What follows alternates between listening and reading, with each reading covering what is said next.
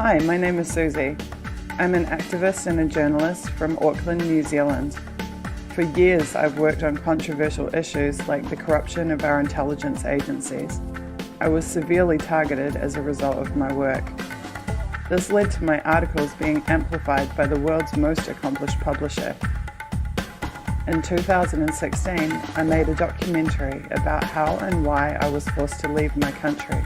I have now sought refuge in Russia, and my situation has become public.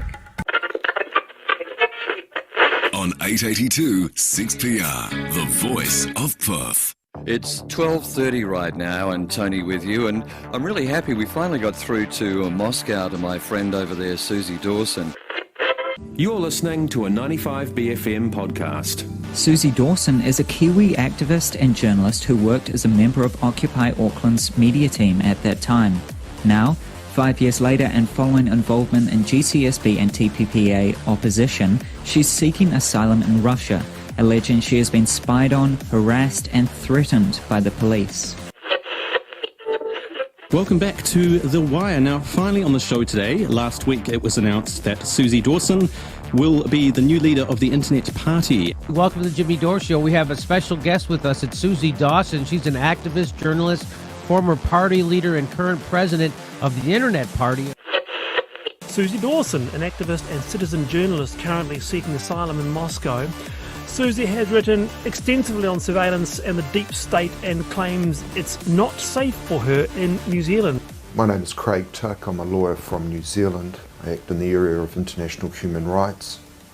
I act for Susie Dawson, along with a group of other lawyers throughout the world who act for journalists and dissenters in high-profile cases, including the case of Julian Assange. As far back as 2012, Susie has been trying to warn New Zealanders and other citizens around the world about state targeting and surveillance of citizens and the methods being used to do it.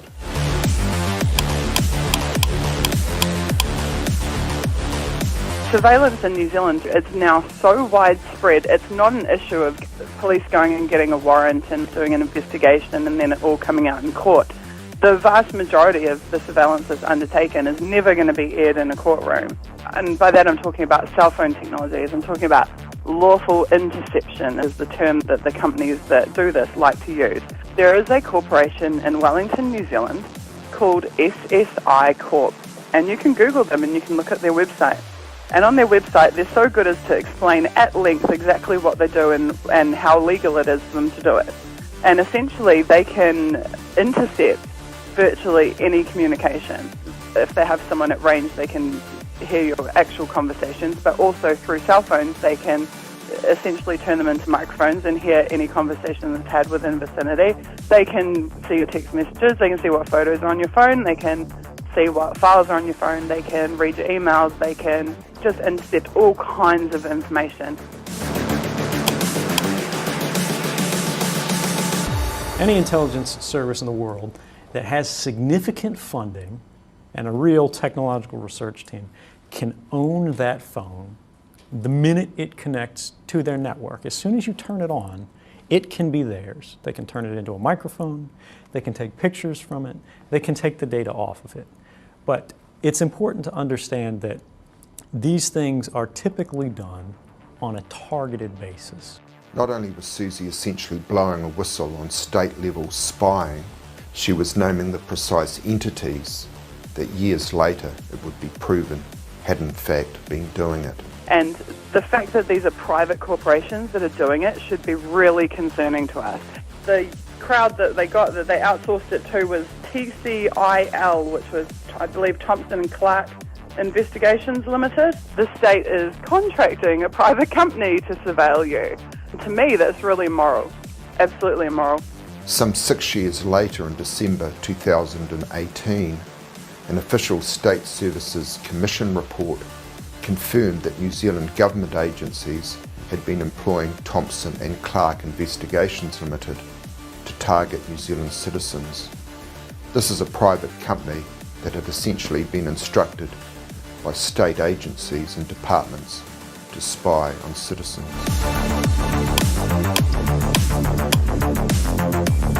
More More than a dozen police staff are under investigation for passing sensitive information to the private investigators Thompson and Clark. Thompson and Clark. Security firm Thompson and Clark. Thompson and Clark. Thompson and Clark. So Thompson and Clark, aren't some of them old police officers? Yes, they are. Okay, so does that explain the relationship and the free flow of information? Doesn't it actually seem a bit crass? Well, at the end of the day, I guess what I trust is people's intent. The report identifies perhaps inappropriately close relationships, morning teas paid for by Thompson and Clark, invitations to go out for drinks. Were there other companies identified where you inappropriately gave them information, or just Thompson and Clark? There are a myriad of security companies who inquire of police every day. For instance, insurance security. But that's not my question. People listening to this will think, hey, Thompson and Clark were getting stellar, top shelf, gold star treatment from the police. Why? Do you treat other security firms the same as you were treating this one? How do you seriously think it looks to members of the public listening to this? Thompson and Clark hasn't just been paid by the government to spy on Greenpeace and earthquake claimants in Christchurch.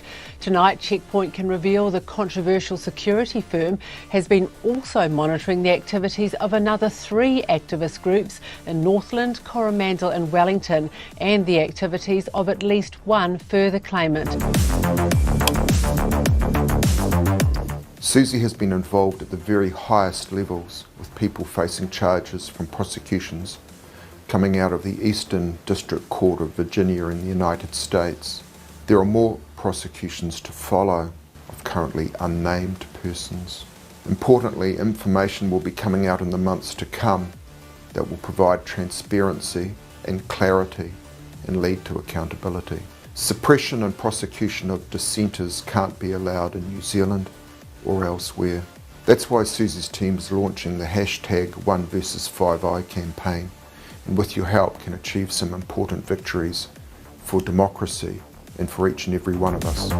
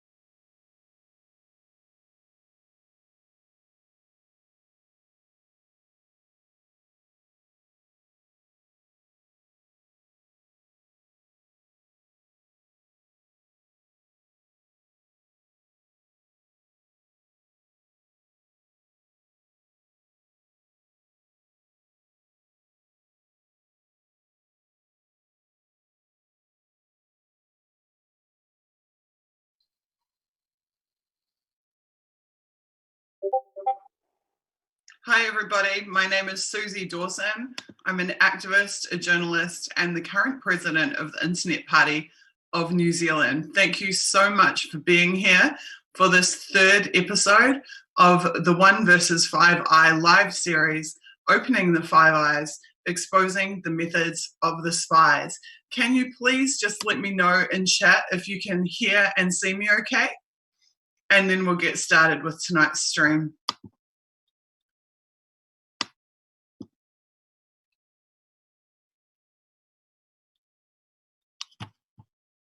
Awesome.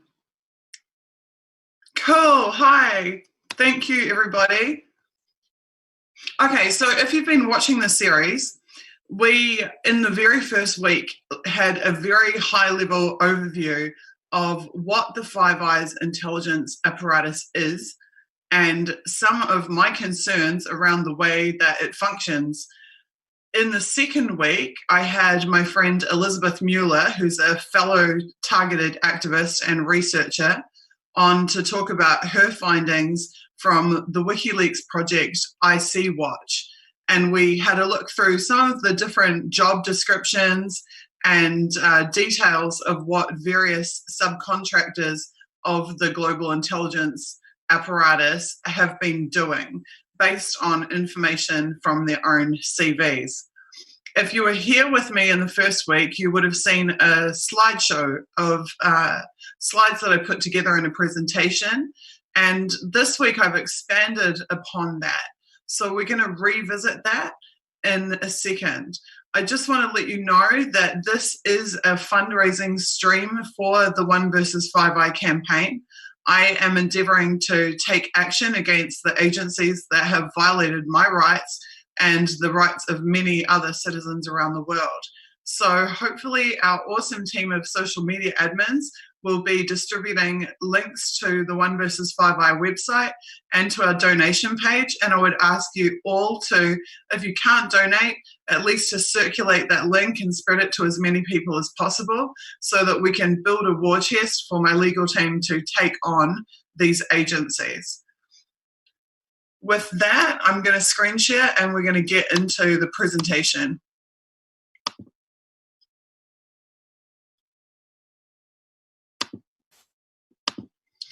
So these are the screens that you would have seen in week 1 of this series. We talked about who the Five Eyes are and the different collections of eyes. We talked about the relationships that what the NSA calls its global network has with its partner agencies from various countries around the world who are effectively vassals of this international security state. We talked about their adversaries and targets, and we talked about prospective countries who are not yet owned by the global network but are on the agenda to be. Then we talked about the way that the global network sucks up all of the data from these countries all around the world, but then gives some portion of that data back to those countries. We talked about the legislation and policy framework that underpins all of this. And we talked about latest legislative trends, anti-privacy trends and anti-due process trends. So tonight what I'm going to do is something that is long awaited and which was actually voted on by my viewers and my followers tonight. And that is to look at the ways that the global network has infiltrated and taken control of all of the aspects of our Western societies. So there are certain elements involved with that. Oh, hold on 1 second. My computer has decided to dump the new screens. Hold on.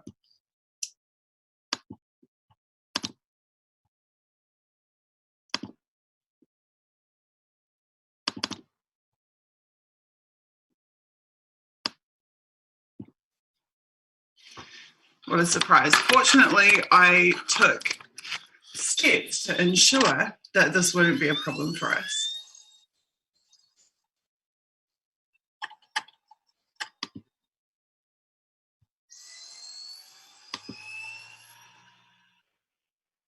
It is amazing the technological hop, skips, and jumps that I have to go through in order to be able to give you guys this information.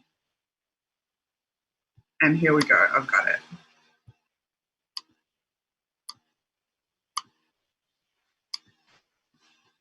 Okie dokie. Right, how the global network controls society. So there are 4 key areas underpinning our modern life that I have assessed and proven through my study of NSA documents from the Snowden files and of WikiLeaks files and other sources, are under attack by the intelligence agencies, or which they have total control over.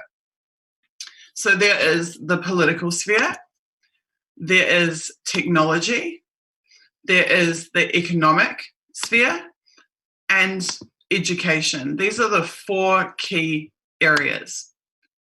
And how they do this, in the political sphere, they have controlled it using coercion, they've controlled it using subversion, and they've controlled it using infiltration. And in the next slide, we're going to get into that a little deeper. In the technology sphere, they have taken control of innovation, of development of technology, and of access to technology.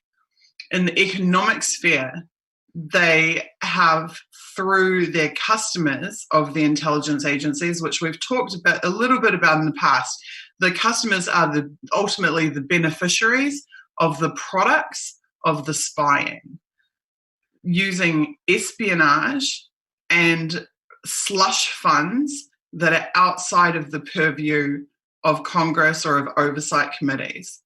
That's how they've taken control of the economic sphere. And with education, they have 2-way reciprocal relationships with key figures right across the educational sphere. They use universities as a recruitment pool, a breeding ground for new agents and new cohorts for the global intelligence apparatus, and also appropriation of knowledge and information and development from the educational sector. So we're going to move right into it and start with breaking down their control of politics. In the political sphere, they use international relations as a cover for their activities. So in the post 9/11 terrorism legislation, you will see time and time again that any threat to the relationships between countries or states is now considered a threat to national security. And that is the gateway to them justifying using counterterrorism forces, resources, programs, networks against said threats to international relations. We talked a little bit previously about my article called Glenn Greenwald and the Irrelevance of Electoral Politics. In that article, I cite a slide from the NSA. And that slide talks about how the NSA doesn't actually care whether a left-wing or a right-wing government comes to power in any given country, because they say that their military partnerships that underpin the intelligence apparatus globally are not affected by electoral politics. And in that slide, they talk about perturbations. Perturbations basically means disruptions. The intelligence agencies are obsessed with risk management and therefore with anything that might disrupt their control over global society.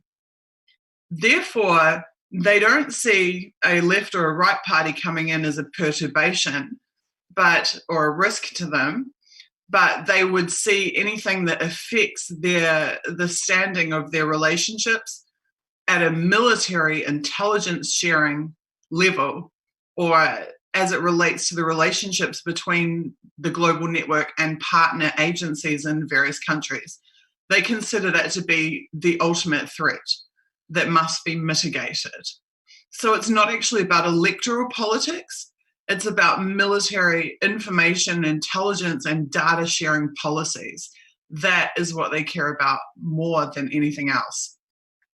And because we don't vote the intelligence agencies in, and we can't vote them out, they have effectively become an unelected state.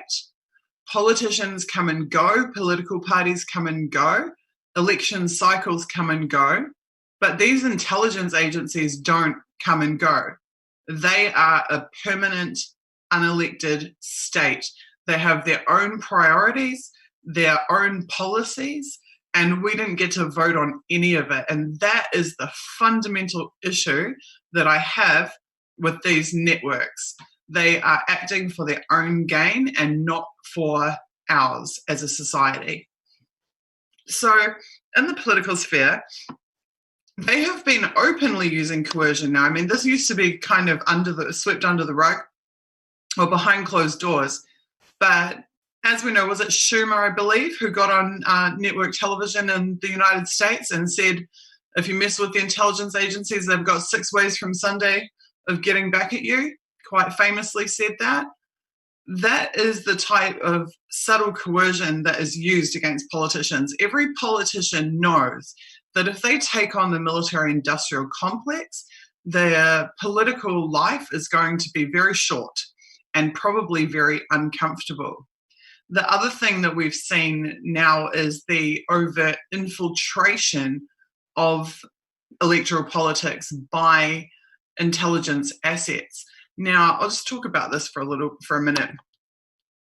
I've often cited a WikiLeaks document that proved that the NSA and the CIA had shopped out to the Five Eyes, which means to Australia, New Zealand, Canada, and the UK, had shopped out the infiltration of French political parties in the, I believe, 2012 French presidential elections. So the NSA was dispatching foreign spies from the rest of the Five Eyes to interfere in the French presidential election. I mean, talk about Russiagate. This is like a Francegate, but of course you won't hear about it in the mainstream media. That was a covert example of political interference by the agencies in the sovereign affairs of a nation state. However, we now have overt infiltration of the political process by the intelligence agencies. As we know, there is what's being called the CIA Democrats, but you can be sure that it's not just the Democratic Party that will be infiltrated by intelligence agencies. We see now that alumni of intelligence agencies, and that's putting it kindly, that's if they aren't still active agents, are openly running for office and are even promoting themselves and their based on their affiliations with the intelligence services. So the interference is now right in front of our face. The relationships are being openly acknowledged, but there is very little, if any, discussion about what is the impact on our society of having intelligence agents who have loyalties to intelligence services, whose careers have been based on and funded by intelligence services, seeking democratic office, and especially when they're coming from agencies that are pro at disrupting, infiltrating, sabotaging, and meddling in the outcomes of supposedly democratic processes around the world.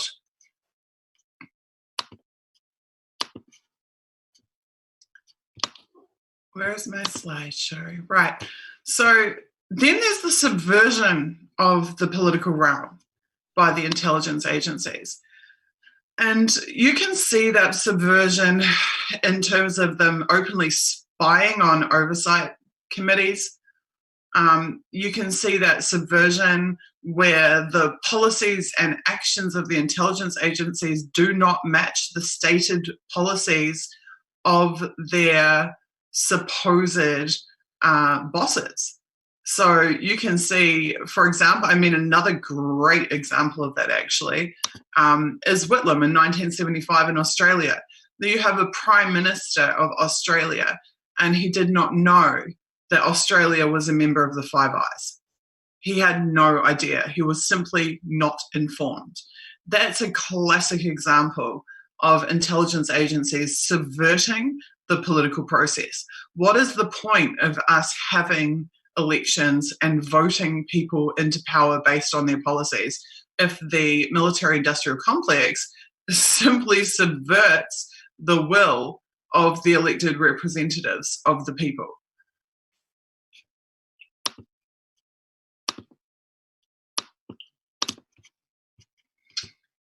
Right. And then coercion in and of itself is either about tacit, implied, or open threats. And one of the biggest threats that politicians face post 9/11 is this threat of terrorism.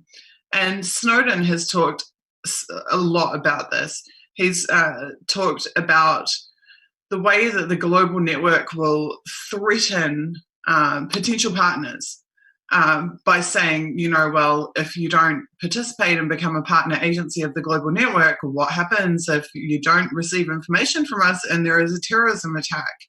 But you also see this in terms of politicians. Politicians who may want to cut funding to the agencies or who may not want to expand their budgets or their reach are quickly silenced by this threat of terrorism, because it's the eternal justification for the endless growth of these agencies is terrorism, terrorism, terrorism. And so that is used as a threat against other countries and to get them to join the global network, but it's also used as a threat against politicians, because as Snowden says, no politician wants to be the guy that didn't fund the agency that could have stopped the terrorist attack.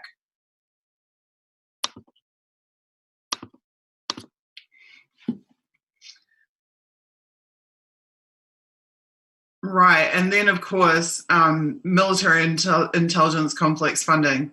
So how many elected representatives in America right now are being funded by Boeing, are being funded by General Dynamics, are being funded by private corporations in the intelligence sector, or businesses that are part of what Donald Rumsfeld called the total force, which is all of those private military contractors that have been financially profiting from the many wars that America has involved itself in or really started since 2001. We know the vast majority of our political representatives have financial ties to the military-industrial complex, and it is virtually impossible for their political opponents to achieve the same funding levels and therefore to compete in election campaigns. Tulsi Gabbard would be another great example of this. Tulsi Gabbard taking a stand against the military-industrial complex means she doesn't get military-industrial complex money, which means she doesn't get promoted on media networks, which are similarly funded by military-industrial complex money. When we see the ads of weapons manufacturers and the ads of security companies and whatnot on networks, that funding gives those networks a vested interest in suppressing any voice that would be willing or brave enough to take a stand against the military-industrial complex.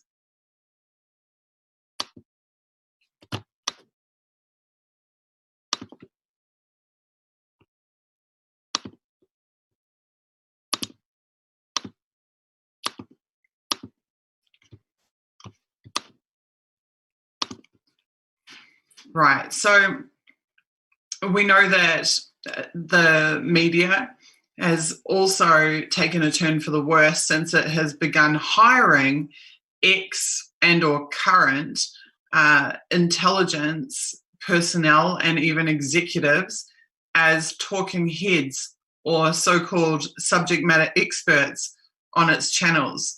It seems that yet again the covert has become the overt. So we know from Mockingbird onwards that there has been intelligence agency infiltration of the mass media. But it seems that now they don't even need to do that. They can just openly place their people in prominent positions on major networks, and they have been able to openly push information ops narratives that previously they would have had to hide, having done so. The other thing that we see is the infiltration of NGOs, think tanks, in the public sphere as well. So organisations that have the appearance of serving the public interest, but which are yet again being staffed by ex or current intelligence personnel that are being funded by, again, the military-industrial complex. The oversight, as we talked about, has been thoroughly subverted. I covered this in a previous episode. We talked about the NSA directives and policy, where that was coming from, and we talked about the liaison officers at the NSA and how they were proactively putting a chokehold on information reaching the overseers from the intelligence agencies. But the other thing that we've seen, and also which Snowden has extensively talked about, is the willingness of intelligence agency executives to just flat out lie in congressional testimony. So they, from Clapper on down, will sit there and just literally lie on C-SPAN to the public and lie directly to their overseers. And we've also seen that they do so with impunity. There is absolutely no negative impact on them for having done so.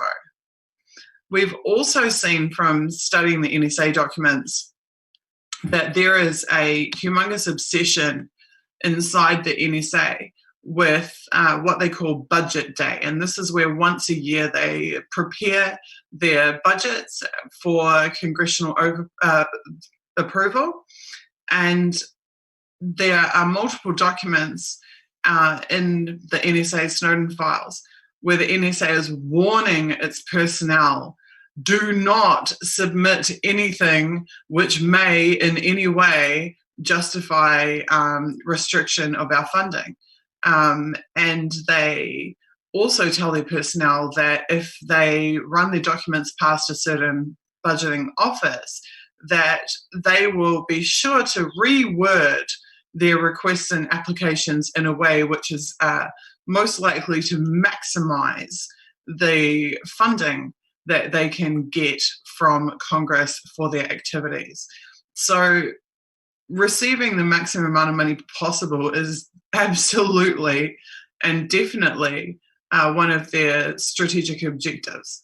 They are obsessed with stopping Congress getting information about their activities, but yet maximizing the amount of money that they can get Congress to approve for their activities. And they have no qualms about bending the truth in order to be able to justify that.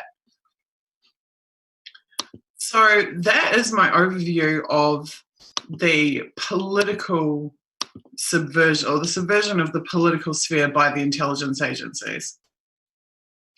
And I'm sure you guys are probably already screenshotting that and sharing it on social media. Now I'm going to move on to the technological sphere. So this is something pretty close to my heart, and it is a really big discussion. So in the technology sphere, we know that they control the cables for almost the entire planet, literally at cables, and I'm talking about the undersea cables by which data and information is transmitted around the world from entire countries and continents. We know that from the AT&T revelations going back years and many others, that the telcos and the internet service providers are also under the control of the intelligence services. So in New Zealand specifically, I can tell you they have the Telecom Interception Capability Act, or the TICS Act, TICS in New Zealand, which legally bound all information services providers in New Zealand to make themselves intercept capable and or intercept ready. What that meant is that every ISP in New Zealand had to build a backdoor into their network that linked directly to the GCSB, which is New Zealand's NSA. And this is a pattern, this legislation is a pattern that is rolled out across the world.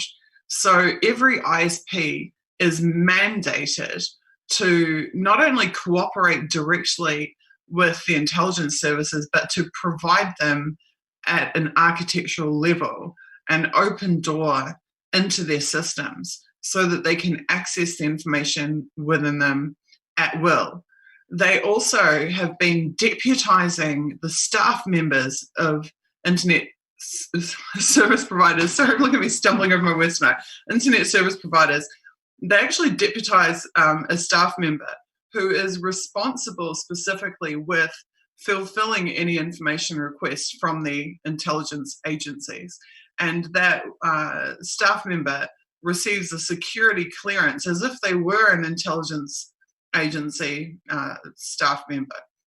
But in fact, they're just working for the ISP.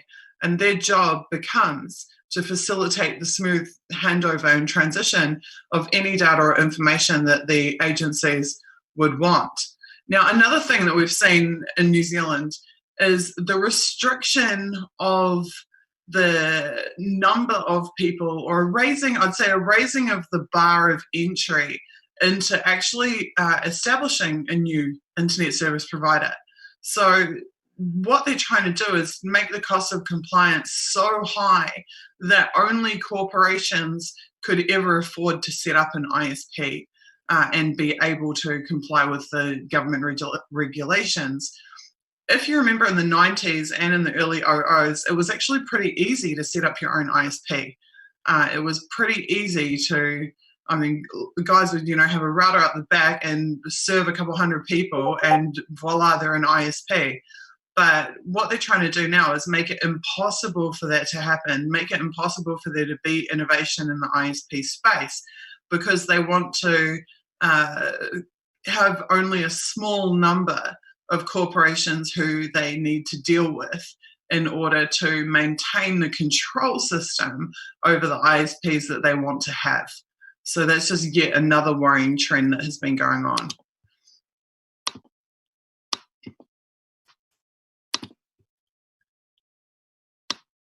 Okay, so on top of that, we've also seen that the intelligence agencies are obsessed with gaining backdoors in hardware, also compromising hardware supply chains. There's been a lot of work done around demonstrating that.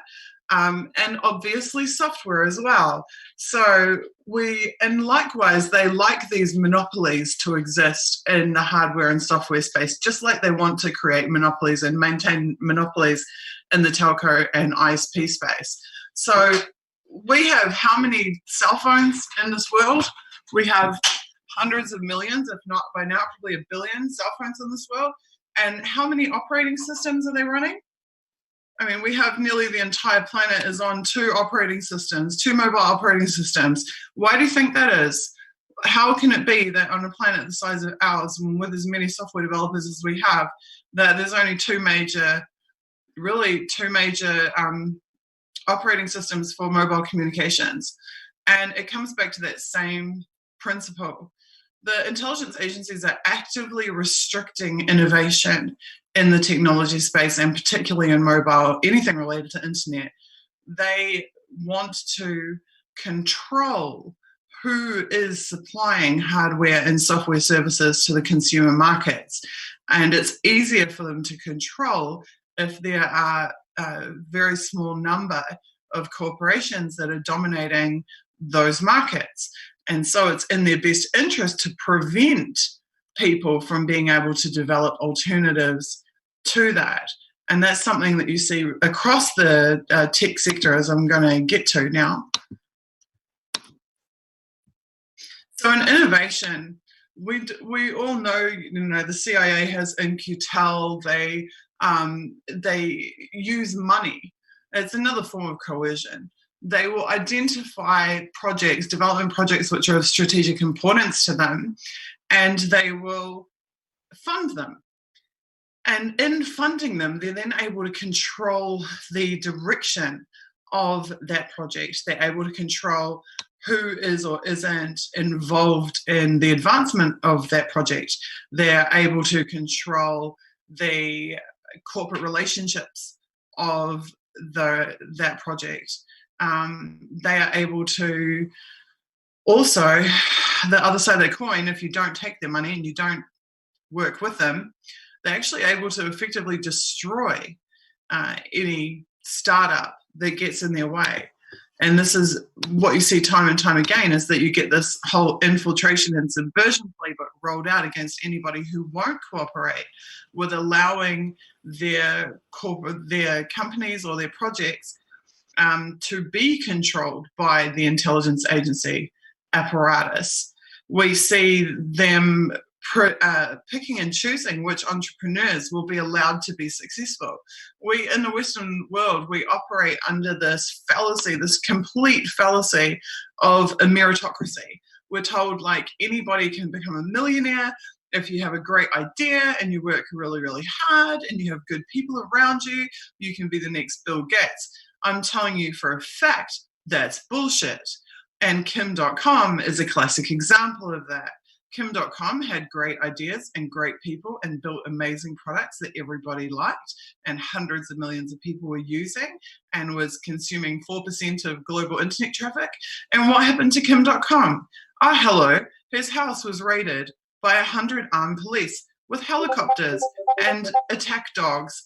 And he's now been through 7 years of litigation, and they're attempting to extradite him. Where are they attempting to extradite him to? They're attempting to extradite him to the Eastern District Court of Virginia, which is the same court that prosecuted John Kiriakou, that is trying to extradite and prosecute Julian Assange, and that wants to prosecute Edward Snowden. So why is he being prosecuted in the Eastern District Court of Virginia?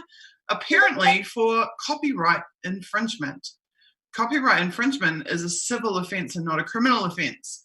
And yet his home is raided, all of his personal belongings are seized, his business is forcibly shut down, the FBI seized his domains and his websites, all of his customer data was erased from the face of this earth, and he has been relentlessly persecuted and smeared in the media. Why? Because the meritocracy does not exist. Because Kim.com was supporting WikiLeaks, Kim.com took a stand against the intelligence agencies and would not capitulate and allow his business to be run by them. And as a result, he became a target of them. And this is what happens at all levels of technological development. If your project shows any promise or any significance, you will either be bought out or you will be destroyed. This is how they operate. They will wave the money as you get the money or you get the stick, basically. And the stick is that they will shut you down by any means necessary. And the thing that's the most interesting to me is that the way that these takedowns happen is very, very similar to the targeting that you see in the activism sphere, targeting in various spheres. The exact same tactics, the same methods get used. In Kim's case, it was on a much larger scale because they were going after hundreds of millions, if not billions of dollars of business. But ultimately, the types of methods used against him, the lawfare, the arrests on false pretenses, the attempted extraditions, these are what we've seen against multiple journalists, publishers, activists around the world. The reason for that is because the persecutors are the same, and that is the intelligence agencies of the NSA's global network.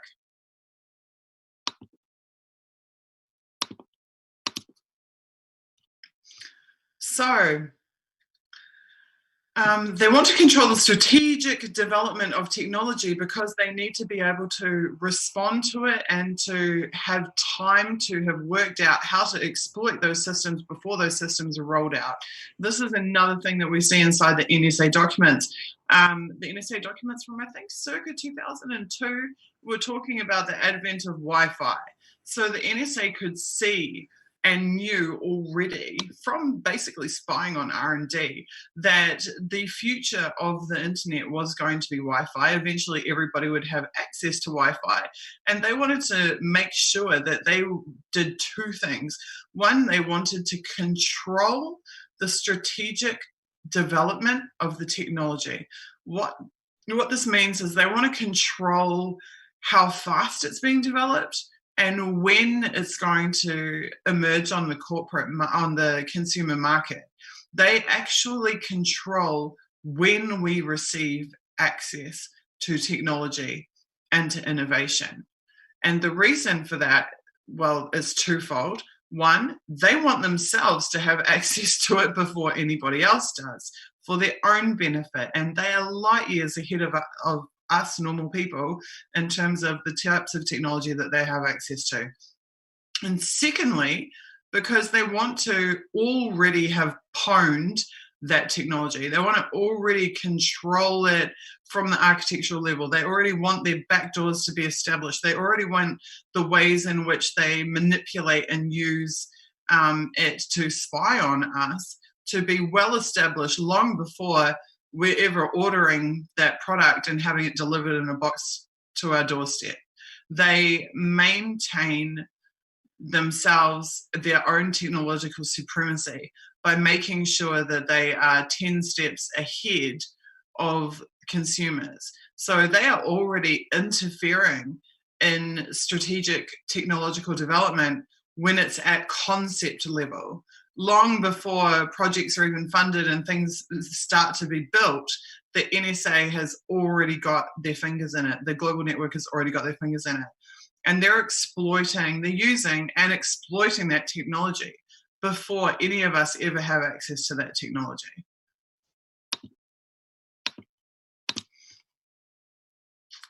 So I want to talk about access, actually.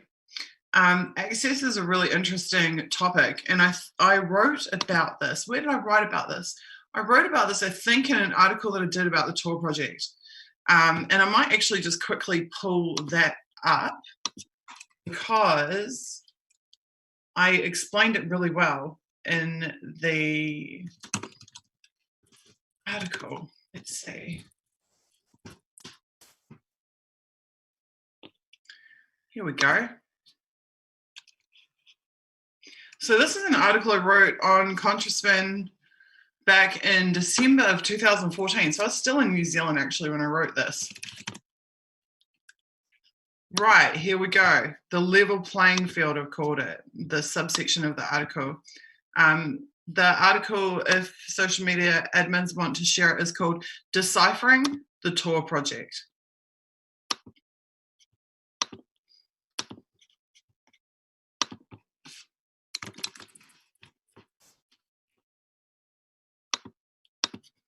Okay, so I'll just read you this excerpt called The Level Playing Field.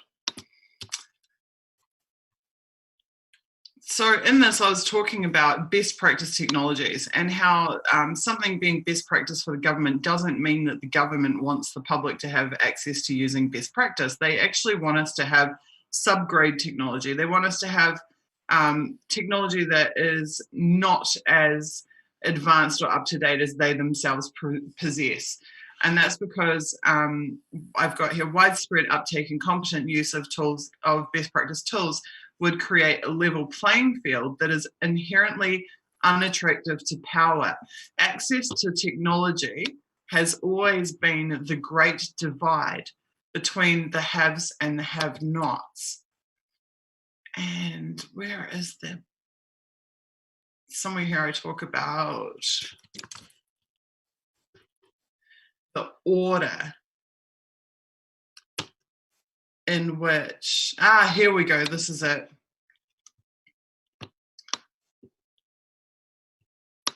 They're protecting monopolies by stifling digital evolution, protecting the dynasties, the old boys club. Serving the general public is barely on the radar. We, the general public, are at the bottom of the access spectrum where technology is concerned. First comes the military, then the military-industrial complex. These days it is easier to think of it as the military commercial complex, thanks to the wonders of privatization of functions that were traditionally performed within the realm of government. Then comes commercial, then comes the American public and select others. Then follows the rest of the world's countries in the order in which they are favored by the Americans. And then follows the rest of the world. And I'm explaining that this is why projects like the Tor project are initially government funded, and why attacks on them begin at which the point is at the point at which the technology is finally filtering through into the public sphere. And I actually think this is such an important point that I would like to task it. I would actually like to chart it for you, so that you can get a visual understanding of what I'm talking about. So I'm going to do something I haven't done before, but which I think is a really good exercise. And that is that I'm actually going to create one of my little slides right here for you. And I'm going to call it the Access Waterfall for technology.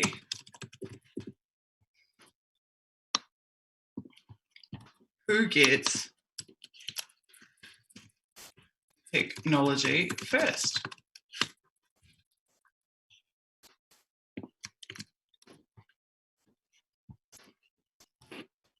And the answer to that is the military gets it first.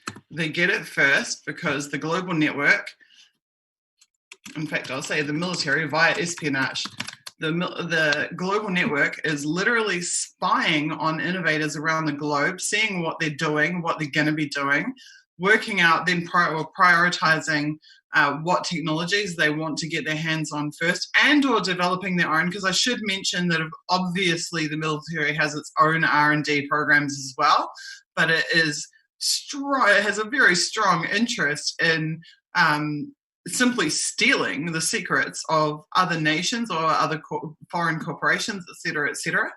So the military has access to technology long before we do.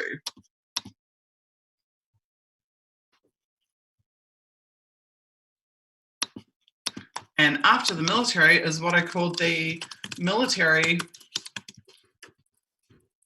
industrial complex. So this is where the contractors, etc., are also given access to cutting edge technology that is not yet available in the commercial space.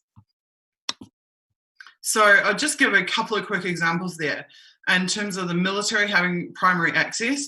In one of the NSA documents, it's talking about 1990, and it's talking about how the global network, as it existed in 1990, already operated and had access to a multinational multimedia portal. So they were sharing videos and picture files between themselves in 1990. Now, in 1990, we were using monochrome screens, and we were lucky if we could use a news group. We didn't have email, and these guys were sharing like video files and photos with each other the way that we were in like 99, 2000, 2001. And this is what I mean about we're a decade behind them. And just in terms of the military industrial complex getting access to technology before any of us do, there are some fantastic WikiLeaks files about that. So in WikiLeaks hacking team files, so this is an Italian corporation, private hacking corporation, mercenary hacking corporation called the Hacking Team. in their emails, which were leaked to WikiLeaks, they had marketing materials from defense industry weapons manufacturers. And in those emails, they were being offered access to hardware and technology which was only available to the military-industrial complex, which was not in the commercial sphere, which you and I could never go and access or buy, but the access to it was being extended to corporations and companies like Hacking Team, who are like satellite companies or satellite service providers for the military-industrial complex. So that's yet another example of what I would call tier 2. So tier 1 is like the military is the top of the food chain. The military is the control this planet, and all of our countries, not our governments are in control, it's the militaries are in control. They are tier 1 for access to technology. Tier 2 is this military industrial complex. Okay, so then tier 3. I would consider tier 3 would be the the commercial market for the global elite, right? So this is the people who can, because that's just one other thing about that Hacking Team, the Italian crowd that I was talking to you about a second ago. They, that mailing list, just to receive the emails, the marketing emails from the defense contractors, cost €8,000. Like you had to subscribe, you had to have a membership and pay €8,000 just to even access these lists of technology hardware that were available for sale from the weapons manufacturers. So that gives you some idea. Again, it's about creating that barrier, right? Like a normal person cannot afford to pay €8,000 to receive some marketing emails from a defense contractor, but a corporation, a company, in the military, as a part of the military-industrial complex, what do they care about €8,000? €8,000 to them is like $8 to us. So they use money to create a barrier and to restrict that access to information about what even is available. And it takes you and I reading something like WikiLeaks years and years after the fact to even begin to get an understanding about what these guys have access to and what is out there in this world. So the next tier down from the military-industrial complex would be, I will put the global elite. And by this, I mean people with money. And I'm sure like you would have seen it because they like to show their stuff off on like, you know, whatever, Lifestyles of the Rich and Famous and the many MTV offshoots in more recent years. You will see in the mega mansions, they have technology in their homes which is beyond the wildest dreams of any consumer. And the reason, once again, that they have that is because they have money. And so those who have been, whose activities have been blessed by the systems of control that run our society have been fiscally rewarded. And not only does that mean they have a lot of money, but it means they have access to technologies which you and I simply cannot afford. So yet again, money is being used as a barrier, an entry barrier to access to technology and to innovation. So after these guys, then we have the US commercial market. So this is like, you know, somewhere down the track, however many years. You think about like 1990, this is a multimedia portal, right?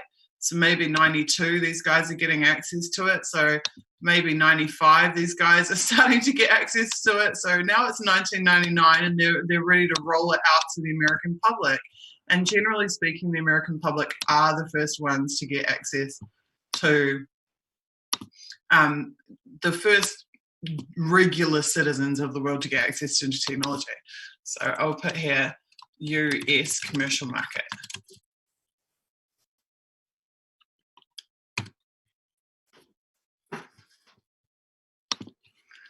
And then after the US commercial market, this is where access to technology becomes a I'd say almost a bludgeoning tool that is used for other countries that have relationships with the US for whatever to whatever extent. So I would put here US MIC favoured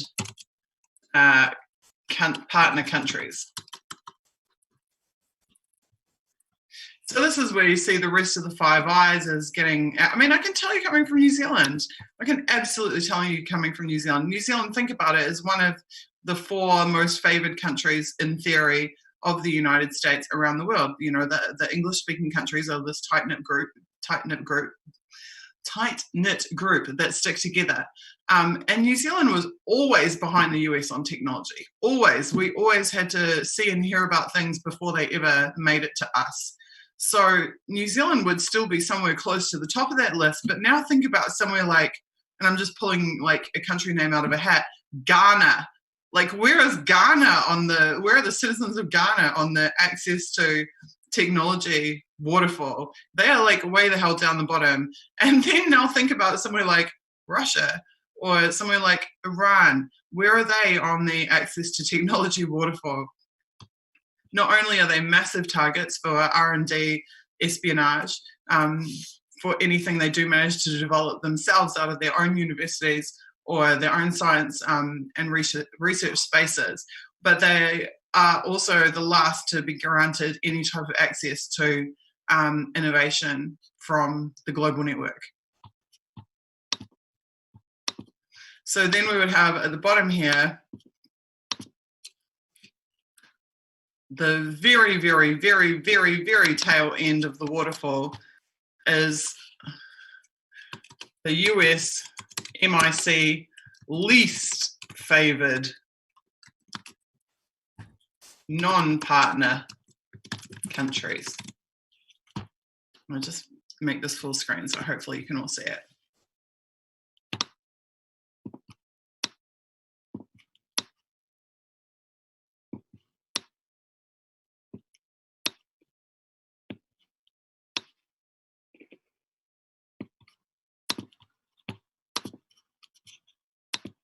So there you go. For any of you who were wondering whether I actually make these screens myself, whether I make these slides myself, yes, all of this is my own research, is my own deductions, and it's based on years of research. And if you go back through my body of work and my body of articles, you'll discover that every little piece of information I give you here is from research that I did at any given time and wrote about in my long form articles. So I'm just going to save that. And that is an excellent screen, I think, in my opinion, to show the way that access to technology is staggered in favour of the global network of intelligence agencies and the military and the warmongers and the war wagers of this world, and how us little regular people down here are the absolute last to enjoy the fruits of any technological innovation. Okay, heading back to our technology screen, is there anything I missed? Right, so AI, of course, is the missing piece. AI is such a massive topic, obviously, and I want to avoid talking too much in these streams about topics that I intend to do like a whole episode on after the fact. So that's also why in these screens you won't see surveillance listed. Surveillance is obviously a key factor of political control, of technological control, of all the different areas of society that I'm going to talk about, the way they control tonight. Surveillance is really key to that. However, I intend to do an entire separate stream on the methods of surveillance at every layer of society and our lives. So I've decided not to really cover surveillance tonight, even though it obviously is integral to everything that I'm speaking about. So heading back to our slides. Right, and this is where my computer has helpfully dumped my content. So I think we're actually going to take a 1 minute break because I'm going to have to pull up some screenshots that I took to make sure that exactly that wouldn't happen and fill in the missing gaps, and then I'll come back to you guys. Also, I'll probably finish up this lecture in about 15 or 20 minutes, and then I really want to interact with the audience. So any questions that you have, tag me in the chats right now would be awesome, and I will go through and answer as many of those as I can. If you want to reward me for the work that I'm doing right now, you can do so by sharing everywhere that you can, the oneversus5i.com website, donations link, just retweeting and amplifying each other on the social media platforms is a really big deal, because I know there are a lot of really good people who have been trying very hard to support this campaign. And I'm lucky in that I have 20-something thousand followers, but a lot of the people who are trying to support this campaign have like 50 or 500 or 5,000 followers. So just looking up the hashtag and supporting each other, supporting the other people and accounts who are trying to spread this message, because God knows it's not going to come from CNN. Someone said it, actually I retweeted something today, and it was really clever that someone said, they were talking about Gilets Jaunes, or however you pronounce it. I'm sorry if I'm not pronouncing it correctly. The protests in France. And they said you can tell a legitimate mass movement when it's greeted by global silence. And I was just like, that is so spot on, because that also works for campaigns like this one, and also for the activities and the work of individual activists. You can tell who is a legit activist because either they're relentlessly smeared, or you have teams of people trying to convince you not to like them or follow their work, or they are just met with complete silence. I take great confidence in the fact that in the integrity of the information that I'm sharing, the research that I've done, and just the quality of the information. And I think that stands on its own, regardless of the fact that it's me sitting here telling it to you. I think these slides stand on their own. The content stands on its own. It has obvious merit. It has obvious significance and importance.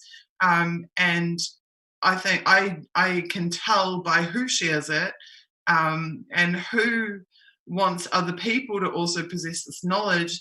It tells me a lot about who I should also be working with and supporting.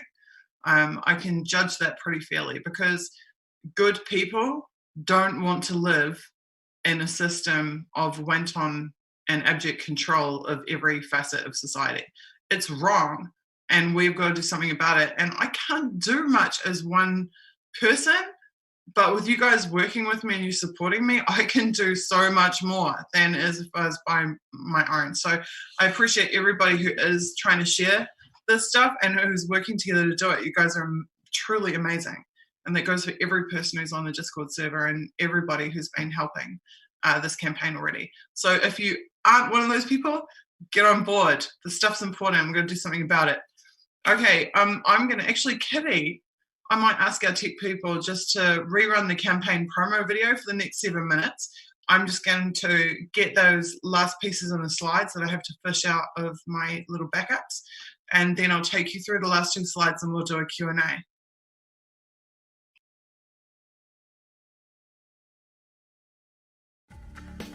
Hi, my name is Susie.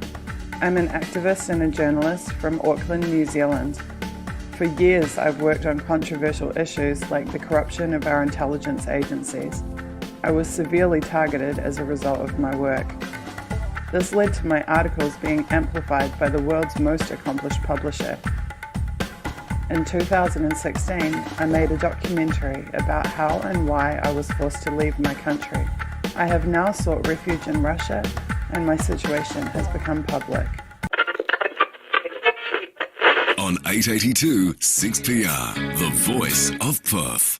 It's 12:30 right now, and Tony with you, and I'm really happy we finally got through to Moscow to my friend over there, Susie Dawson. You're listening to a 95BFM podcast. Susie Dawson is a Kiwi activist and journalist who worked as a member of Occupy Auckland's media team at that time. Now, 5 years later, and following involvement in GCSB and TPPA opposition, she's seeking asylum in Russia, alleging she has been spied on, harassed and threatened by the police. Welcome back to The Wire. Now, finally on the show today, last week it was announced that Susie Dawson will be the new leader of the Internet Party. Welcome to the Jimmy Dore Show. We have a special guest with us. It's Susie Dawson. She's an activist, journalist, former party leader, and current president of the Internet Party. Susie Dawson, an activist and citizen journalist currently seeking asylum in Moscow. Susie has written extensively on surveillance and the deep state and claims it's not safe for her in New Zealand. My name is Craig Tuck. I'm a lawyer from New Zealand. I act in the area of international human rights. I act for Susie Dawson, along with a group of other lawyers throughout the world who act for journalists and dissenters in high-profile cases, including the case of Julian Assange. As far back as 2012, Susie has been trying to warn New Zealanders and other citizens around the world about state targeting and surveillance of citizens and the methods being used to do it.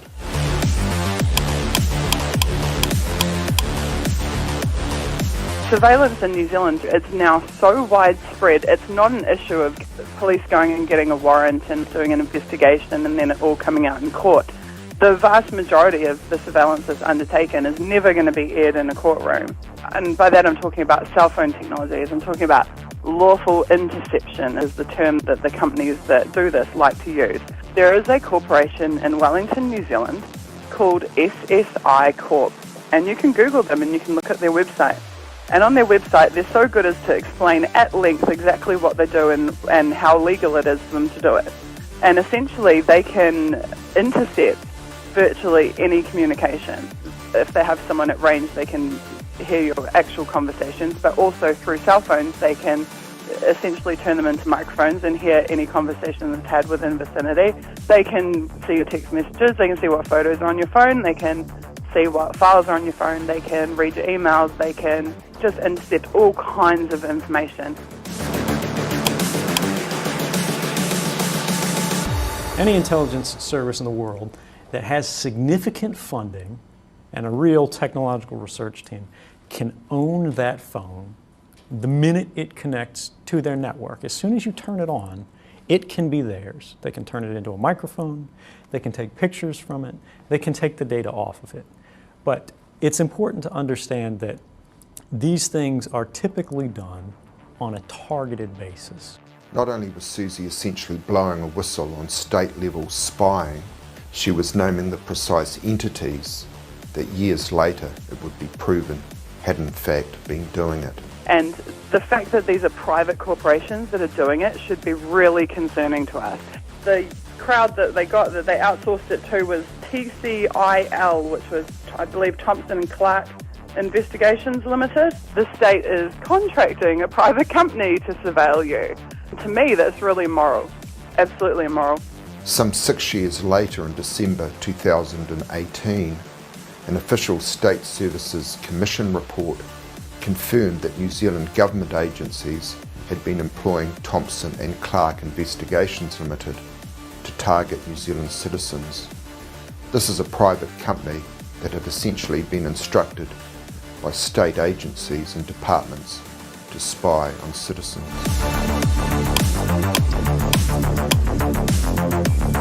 More than a dozen police staff are under investigation for passing sensitive information to the private investigators Thompson & Clark. Thompson & Clark. Security firm Thompson & Clark. Thompson & Clark. Thompson & Clark. So Thompson & Clark, aren't some of them old police officers? Yes, they are. Okay, so does that explain the relationship and the free flow of information? Doesn't it actually seem a bit crass? Well, at the end of the day, I guess what I trust is people's intent. This report identifies perhaps inappropriately close relationships, morning teas paid for by Thompson & Clark, invitations to go out for drinks. Were there other companies identified where you inappropriately gave them information, or just Thompson & Clark? There are a myriad of security companies who inquire of police every day. For instance, insurance security. But that's not my question. People listening to this will think, hey, Thompson & Clark were getting stellar, top shelf, gold star treatment from the police. Why? Do you treat other security firms the same as you were treating this one? How do you seriously think it looks to members of the public listening to this? Thompson and Clark hasn't just been paid by the government to spy on Greenpeace and earthquake claimants in Christchurch. Tonight, Checkpoint can reveal the controversial security firm has been also monitoring the activities of another 3 activist groups in Northland, Coromandel and Wellington, and the activities of at least 1 further claimant. Susie has been involved at the very highest levels, with people facing charges from prosecutions coming out of the Eastern District Court of Virginia in the United States. There are more prosecutions to follow of currently unnamed persons. Importantly, information will be coming out in the months to come that will provide transparency and clarity and lead to accountability. Suppression and prosecution of dissenters can't be allowed in New Zealand or elsewhere. That's why Susie's team is launching the hashtag 1vs5i campaign, and with your help can achieve some important victories for democracy and for each and every one of us.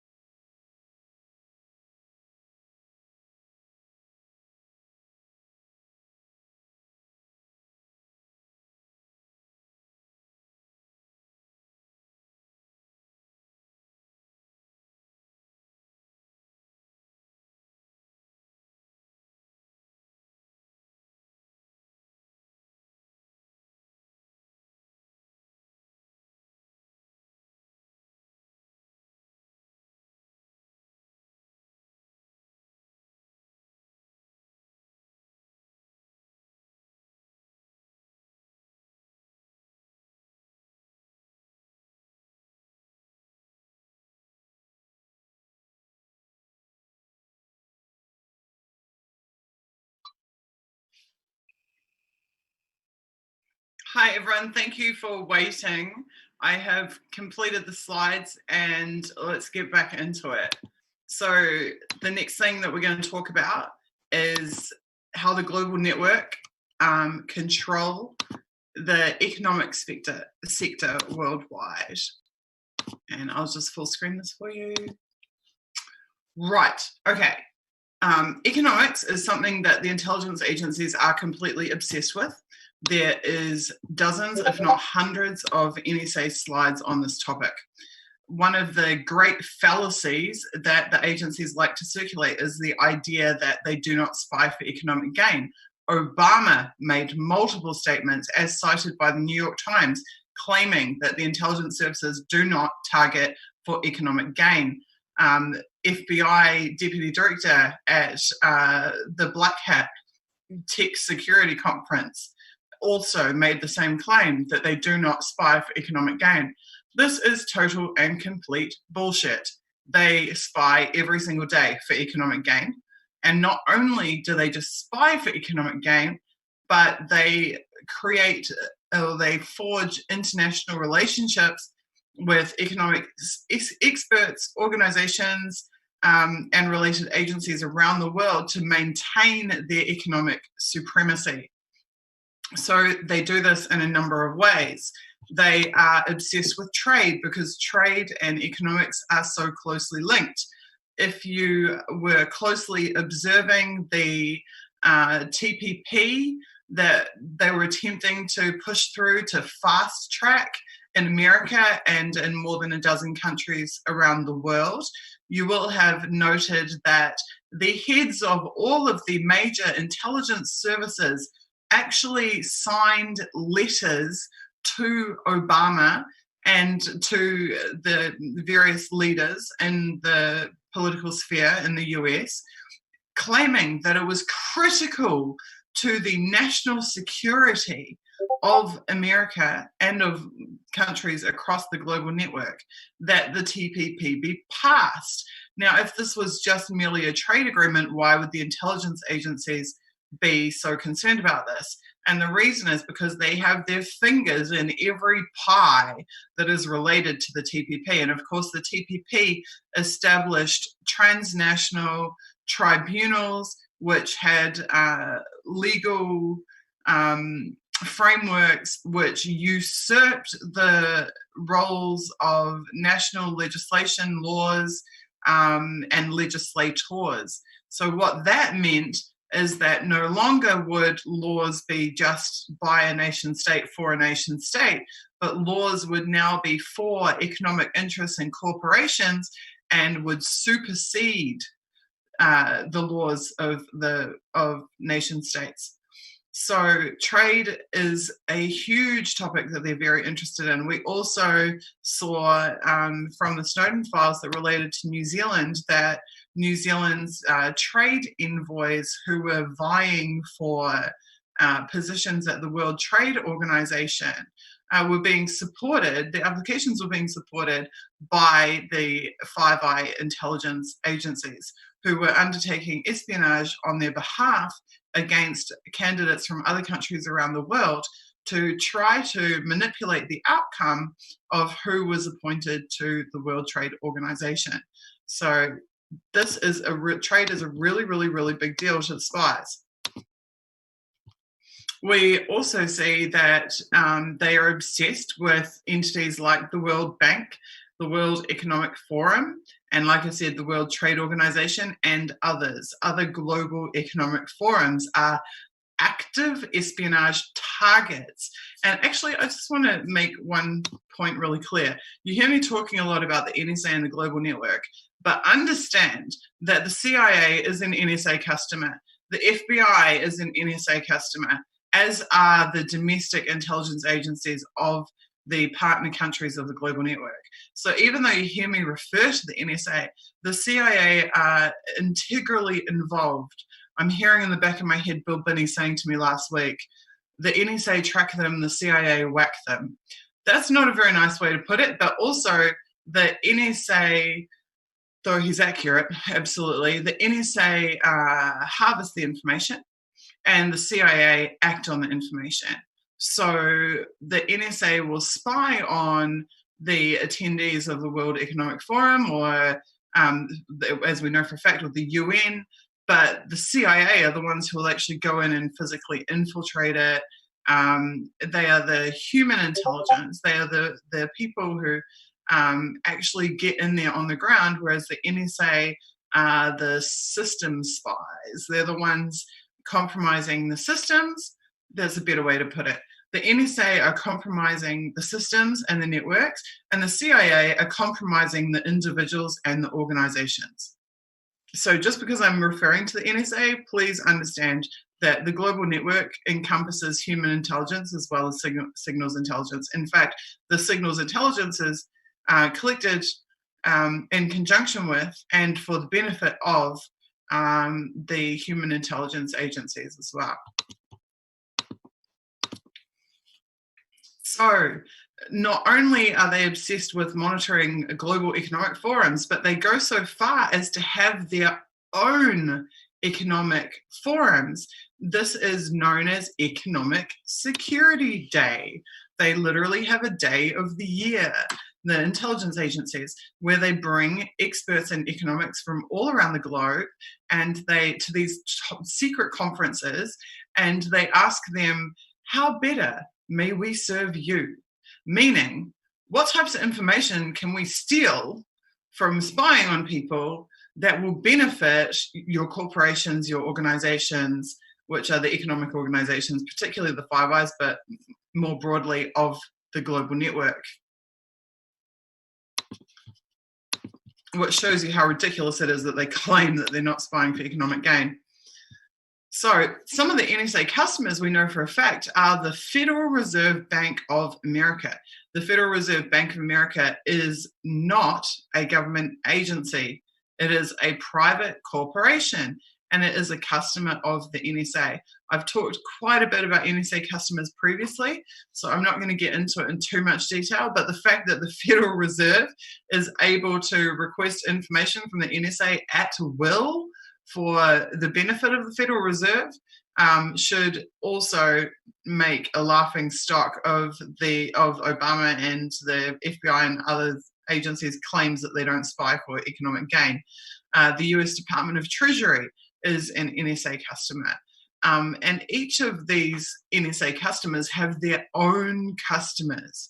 So, for example, we found in the documents that the US Department of Agriculture was a customer of the NSA and could request information from the NSA.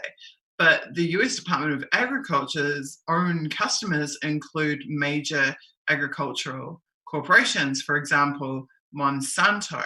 So this is how, it's not just about the agencies who are accessing and benefiting from NSA data or information from the global network.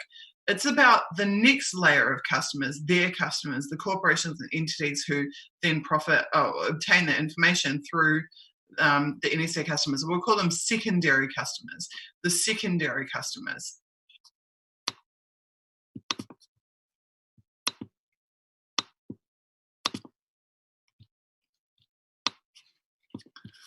So, and how are they obtaining this information? They're obtaining it by espionage. What are they doing? They are spying on, usurping, obtaining intellectual property from companies around the world, innovators around the world. I mean, just to give you one example, one of the things we found in the NSA documents was that they were spying on, they were using references to specific strands of DNA that they were interested in. And they were spying on science laboratories around the world to see if there are any findings about this specific DNA code that they wanted to know about. They are spying on science and research and development around the globe and usurping the products of that research and development. Now, another thing we found, which was really bizarre and which it took me a long time to put together the pieces on, is that they had the NSA had built relationships with credit scoring companies in the United States.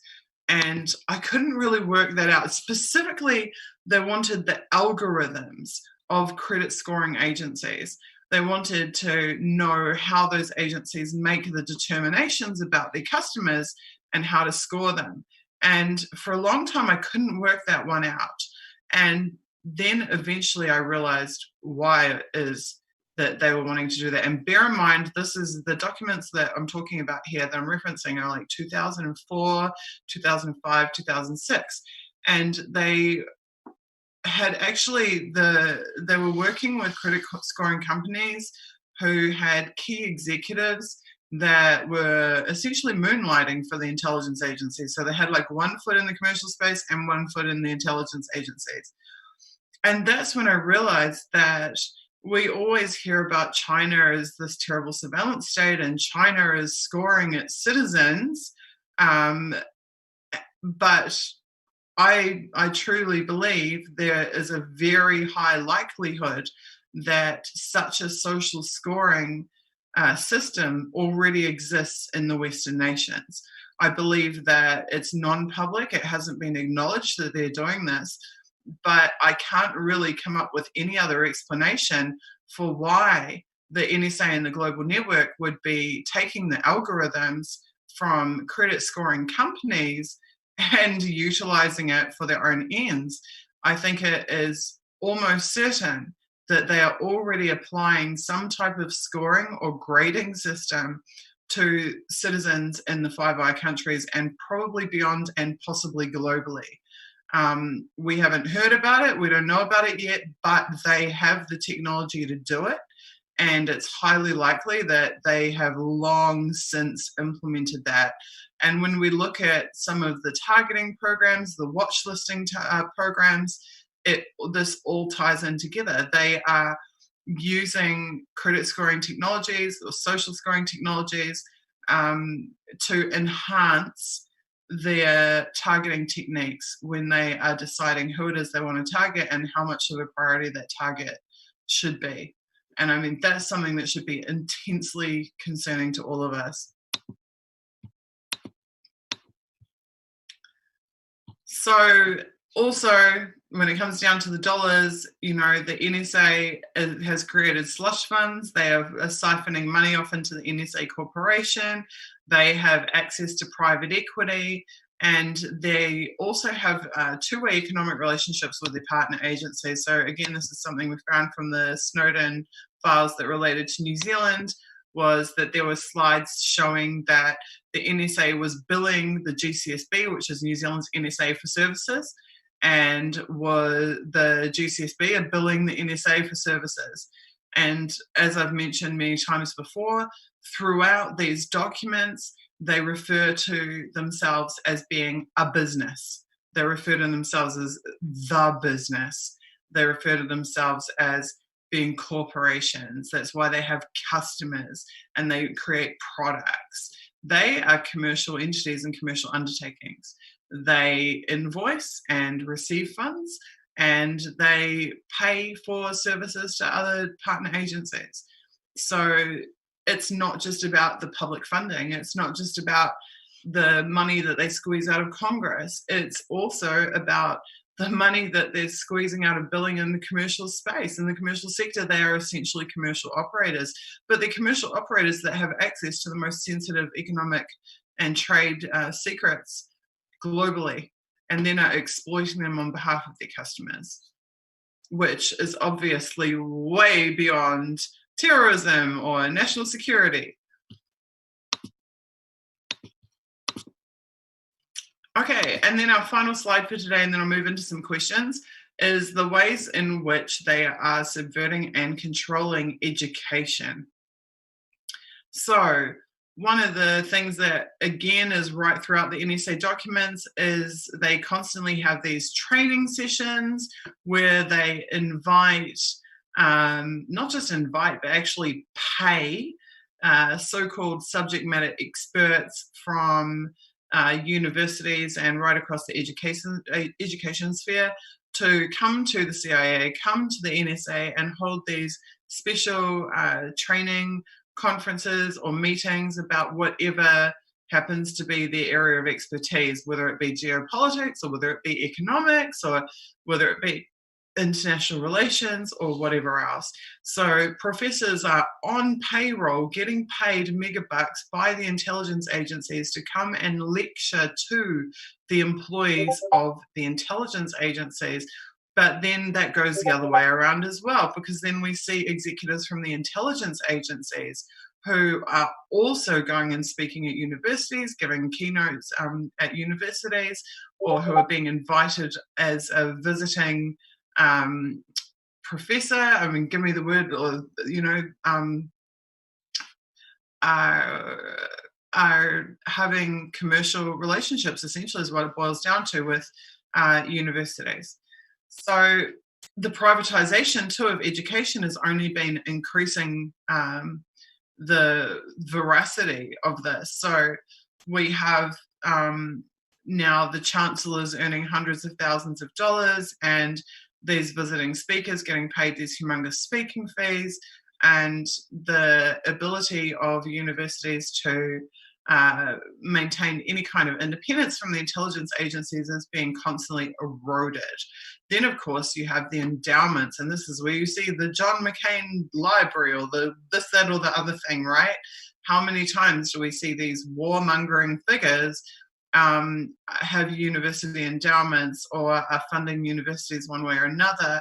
How many times do we see even corporations that are also funding buildings or programs or whatever enterprises on university campuses? Now, why are they doing this? They're doing this because in the NSA documents, they consider the universities to be recruiting pools. Now, if you've heard John Kiriakou, the CIA torture whistleblower, speak, you'll know that he was recruited out of university. He was recruited by a university professor. If you were here for last week's episode, you will have seen CVs of intelligence professionals who were involved in so-called terrorism intelligence programs, and then the next listing on their CV is professor at whatever university. So you see this revolving door where it's not just that intelligence agents are running for office, it's not just that they are becoming talking heads on corporate media, but also they are essentially infiltrating and operating as faculty at major universities and learning institutions. And you see, in particular, there are disciplines, specific disciplines at universities, and that is just as two examples, linguistics and international relations.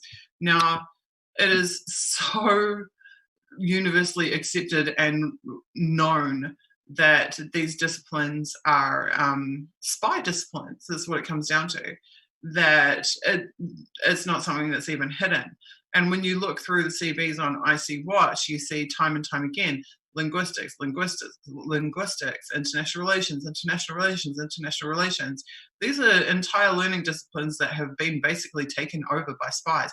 International relations is supposed to mean diplomacy. Diplomacy is supposed to prevent war. But what it's come down to is that the practices of diplomacy and the discipline of international relations has been effectively taken over and monopolized by people who ultimately require war. They require war to expand their funding and expand their abilities, and they require war ultimately so that they can profit for themselves and their own careers, and when they inevitably move into the private sector one way or another. So diplomacy as being about war is just very Orwellian. It's very war is peace. Linguistics as well, I should mention that NSA talked about having somewhere around 15,000 employees back in 2004, and I think something like 8,000 to 10,000 of those were linguistics professionals. So it's kind of a similar thing. If you're going to learn a foreign language, you're going to become a spy, apparently. If you're going to study diplomacy and international relations, you're going to become a spy. It's just, to me, it just makes a mockery. It makes a mockery of the learning institutions. It makes a mockery of the disciplines themselves.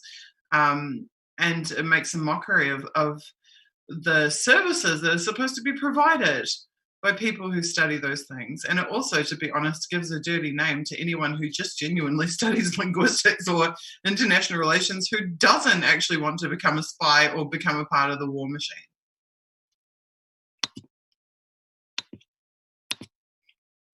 Right, and then there is appropriation of the products or the output of universities and educational facilities.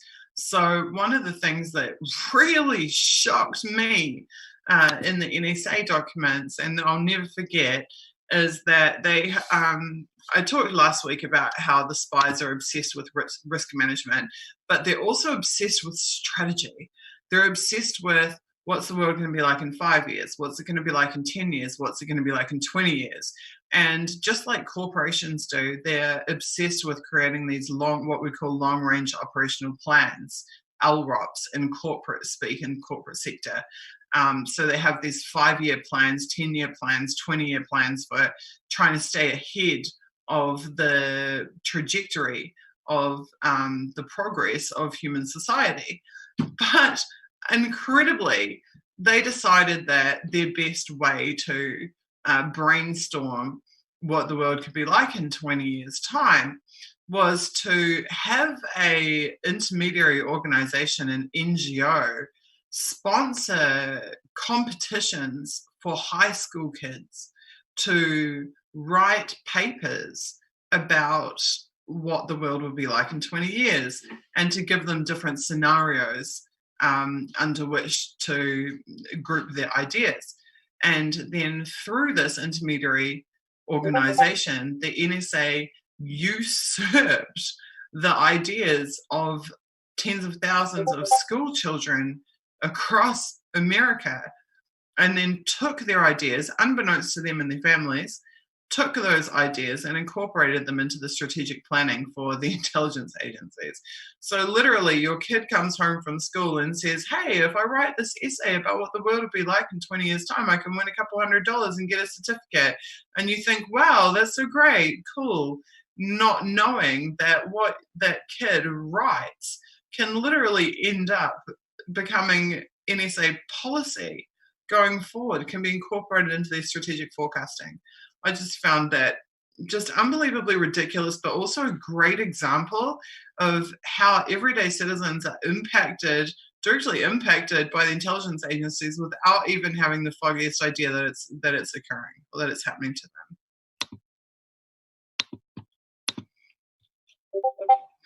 And of course, then they use these ruses. So they use a variety of ruses, including entire organizations that are established for the precise reason of creating a buffer between the NSA, what the NSA wants to do, and who they want to get it from. So they will have organizations like the one I just talked about for the survey of these high school essays that exist solely to channel information to the NSA or to perform some service on behalf of the NSA that the NSA doesn't want to be seen to be doing itself. It doesn't want to be seen to be actively recruiting.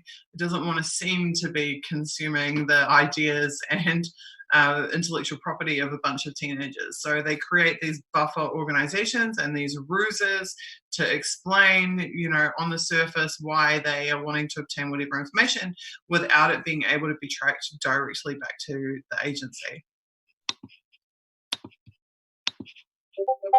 And then, of course, think tanks.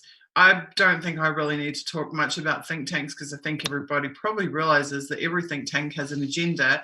A lot of think tanks have direct ties to intelligence agencies. A lot of them are started by people who have backgrounds in the intelligence agencies, and a lot of them are directly funded by the military-industrial complex.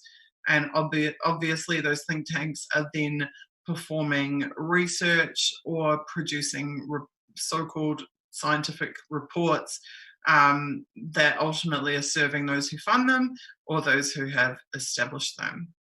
Okay, so that is my basic introduction for you into the fundaments of the ways that the intelligence agencies are controlling society, which is, once again, they are meddling in and controlling the political sphere. They are meddling in and controlling technology at a global level. They are meddling in and controlling and exploiting economics and economic systems worldwide, and they are exploiting and controlling education. Now, I could easily have added one more layer in there, and that would have been the social layer, because absolutely they are also infiltrating, sabotaging, exploiting social progress. Their obsession with targeting activists, movements, is precisely because activist movements have the capacity and potential to create social change and to progress human society in ways that the intelligence agencies don't want them to progress. And once again, which kind of brings us back to the beginning of this conversation, which is where I talked about how they don't really care if a left-wing or right-wing government is in. All they really care about is that their military partnership agreements aren't affected and their intelligence sharing agreements aren't affected. In the study of fusion centres, we discovered that the intelligence agencies had been infiltrating and sabotaging both left and right-wing social movements. So in particular, in the exact example that we found, they had been targeting and infiltrating both pro-choice and pro-life organizations. So it doesn't even matter what side of an issue you sit on. They will monitor and spy on and target and destabilize any group that's wanting any kind of change, whether it is a change in one direction or a change in the other direction. And the reason that they do that is because they want to maintain the status quo at all costs. They don't want change. They want to maintain the status quo. And why do they want to maintain the status quo? Because they are the status quo. Because they are in control. And they don't want to lose an inch of that control, one way or the other, in either direction. They are acting to maintain their own global supremacy over all of our societies. And they subvert every aspect, every fundamental pillar of human society in order to do so every single day. Okay, thank you for sitting through that with me. I really appreciate it. It went a little bit longer than I was hoping. I'm now going to have a chat with you. So bear with me while I go through chat and see if you guys had any questions for me.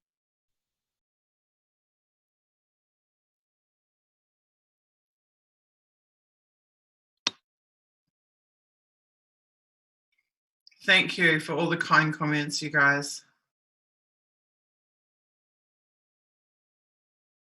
Someone saying that when they worked at Georgetown University, there was a think tank there with members from Council on Foreign Relations. Council on Foreign Relations is one of those globalist organizations. And when I say globalist, okay, I'm not taking a political position. These intelligence agencies are globalist agencies, and it says it all the way through their own documents. They want control over every inch of the globe. They want these are their own words. They want visibility over every inch of the globe. They want to collect it all of the information, all the data on the globe. I believe in decentralization. I believe in decentralization for the protection of humans around the world. I do not want there to be one master international intelligence data scam cabal that's in control of everything like we have now. And unfortunately, they're probably, like, if I had to guess, probably 85, maybe 90% of the way towards that total global domination that they want to have. And that is just terrible. And Council on Foreign Relations is a fantastic example of an organization that exists only to maintain that status quo of control over human society worldwide. And if I had my way, I would dismantle that organization.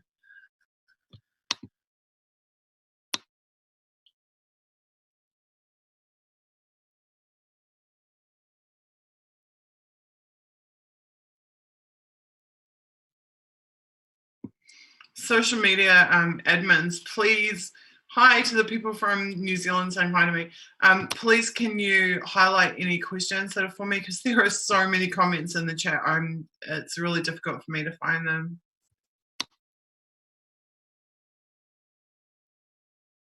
Okay, so Danimation says that the credit rating probing or scoring may not just be about improving targeting systems, but also about knowing financial positions of others who can be solicited to serve the global network.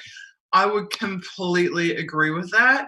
I think it's both a method of harvesting targets and also identifying people who may be, this is the thing, like, you kind of target it either way. Like, either they target you for recruitment, or they target you because they want to destroy you, or there's a myriad of reasons why they might target somebody or want them to be on their radar. But I think ultimately it comes back to them wanting to know everything about everyone. And that's pretty scary. It's pretty scary.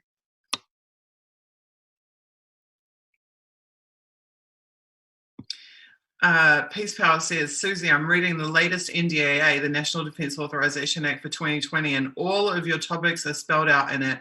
I'll provide you with an overview soon, funding and directives for EA. I would love you to send me a copy of that agreement, because I will absolutely put it on the list of things that we can sit and read through together and discuss, because that's the type of thing we need to be aware of, and we need to be on top of, and we need to be talking about. Absolutely. Question from YouTube chat. Susie, we are just plebs. How can we actually do anything as citizens? Well, basically by being active and by doing it together and by banding together. I mean, Ray McGovern would tell you, he would quote, I believe, Ive Stone, and he would say, it's not important that we win, it's important that we try. I totally agree. I can't stand the defeatist attitude. I can't stand the, oh, but they have so much money and they're so powerful and blah, blah. So what, we just sit down and take it and like let them destroy the planet? I'm not into that. I'm into, let's do what the hell we can, and let's inspire as many people as possible to group up around us and do what the hell we can. In fact, I would go so far as just also quote Alice Walker, I think, one of my best friends, an amazing activist in New Zealand, also quotes, and she says, activism is the rent that I pay for living on this planet. She believes it is every human's duty to do something. And you look at every progress in human history has come from people getting off their asses and fighting the power, literally fighting the power. That's what has gained us anything that we've ever had that was worth having, has come from that. So I don't think we say we are just plebs. I think we say we are just humans, like the humans who have come before us and who have fought massive fights against great power, and who many times have lost those fights, and who sometimes have been victorious and sometimes have made progress. I do think that the global network is a Wizard of Oz situation. Like, they can do some really nasty shit to individuals. They could do some really nasty stuff to specific organizations or specific targeted groups of people, but they can't take all of us on everywhere. And I think that if we make this enough of an issue and we make people aware of it enough, and particularly, I'll tell you when change will come, particularly if we teach people the aspect that these intelligence agencies render the entire electoral process obsolete, null and void. If you can get people to buy out of the spectacle of the election cycle and actually start seriously absorbing information like this and doing something about it, that will rock the system badly enough that something will have to change. That will rock the system badly enough that politicians will actually have to start reining in these agencies, or at least pretending to have some control over them. That's really where we've got to go. Step one is make people aware and educate them, and step two is to start building some of our own systems to subvert and buy out of the global network.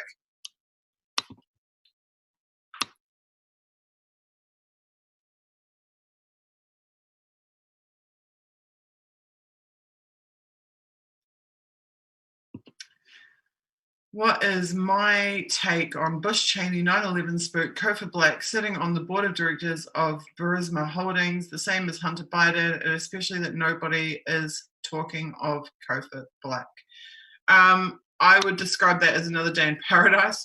I mean, thinking like Eric Prince and even Peter Thiel, and there is an endless cross left-right spectrum elite network of relationships that they're just the revolving doors between the MIC, the military industrial complex, and the corporations.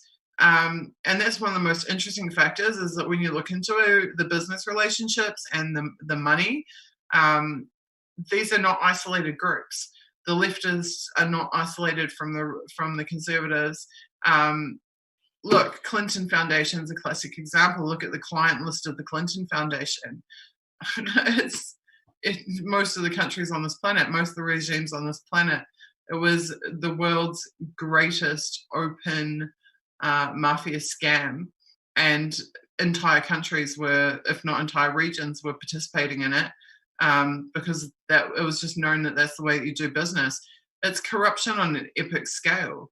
And you find it with, what's his name? There's so many of these ex-CIA, ex-FBI guys that are in the same boat. Phil Mudd, ex-CIA deputy director, also frequent CNN host, if not actually outright on payroll there permanently, openly brags and says, oh yes, I'm working for a boutique wealth management fund. I do a couple of days a month in there. What the hell? Like, seriously. And this is it. These guys, the banking, the finance, it's all interrelated, interwoven with the intelligence agencies. It's very difficult to tell whether the intelligence agencies work for the banks or the banks work for the intelligence agencies. Banks have been set up by intelligence agencies. They're all one and the same thing. You can't really pick them apart. And, I'm all for good investigative journalism that goes after one corrupt guy and hopefully takes him down and hopefully puts a little dent in whatever aspect of the network. But I also firmly believe that the systems are the problem here. I can't just, I mean, I started out my journalism, you know, reporting on corruption and Minister of Police, reporting on corruption and Minister of Justice, reporting on corruption of the Prime Minister. But all of them are just employees. They're just like middle managers.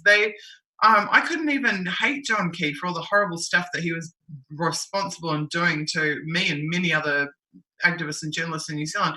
I couldn't even hate him because I had this understanding, this inherent understanding that if it wasn't him, it would be someone else. These people are, it's the same actually with, I feel the same about the infiltrators of activist movements, especially with this advent of private security contractors and private intelligence companies. You get saboteur X, Y, or Z in a movement. It actually doesn't, people get really fixated on the personalities and on the specific person who's doing the sabotage. But if you get rid of that person, which takes like months in any activist movement to finally get a saboteur out, is very, very time consuming to do. The next one just gets put in, you're back to square one. There's always going to be the next Stasi asshole willing to come in and sell. There's always going to be the next opportunist willing to take the money, you know, and be on the board of whatever and do whatever evil shit. But at the end of the day, as far as I can see, none of them can operate without these systems. None of them can operate without the system, the intelligence, without the global network. If the global network was literally shut down, the information that they use to maintain their supremacy would be gone and their power would be gone. How many times we hear information is power, information is power? Why was WikiLeaks the greatest threat to them? Because WikiLeaks was taking the information that was their power and was releasing it to the general public, and the general public were obtaining information and therefore obtaining power that traditionally had been restricted only to these elites. And so I really feel like we have got to go after the systems. We can't just go after Mickey Mouse A, B, or C anymore. We need to go after the systems of control that enable this globalist supremacy to be maintained.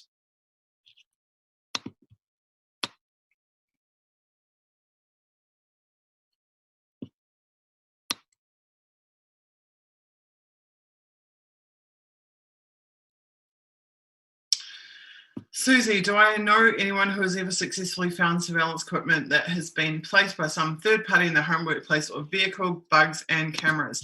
Yes, I do. Ask me about this question next week and I will talk about it at length. I know organizations that have run counter surveillance operations and been able to obtain proof of them being monitored, and including finding equipment. And I also know some individuals in the UK and in Europe who also were able to find that out and get proof of it. Also, there is places like the Citizen Lab in Canada, which has many, many times proven spyware or commercial hacking, military-grade hacking software has been planted on activists or various targets. Devices. So yeah, I do know about that, and I'll tell you more about it next week when I just cover surveillance as a topic exclusively for the entire session.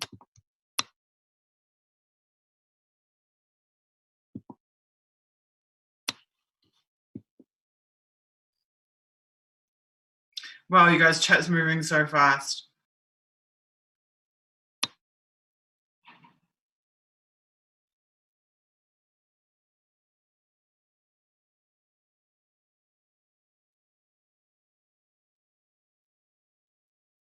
Thank you, everyone who's saying really nice things to me. I really appreciate it.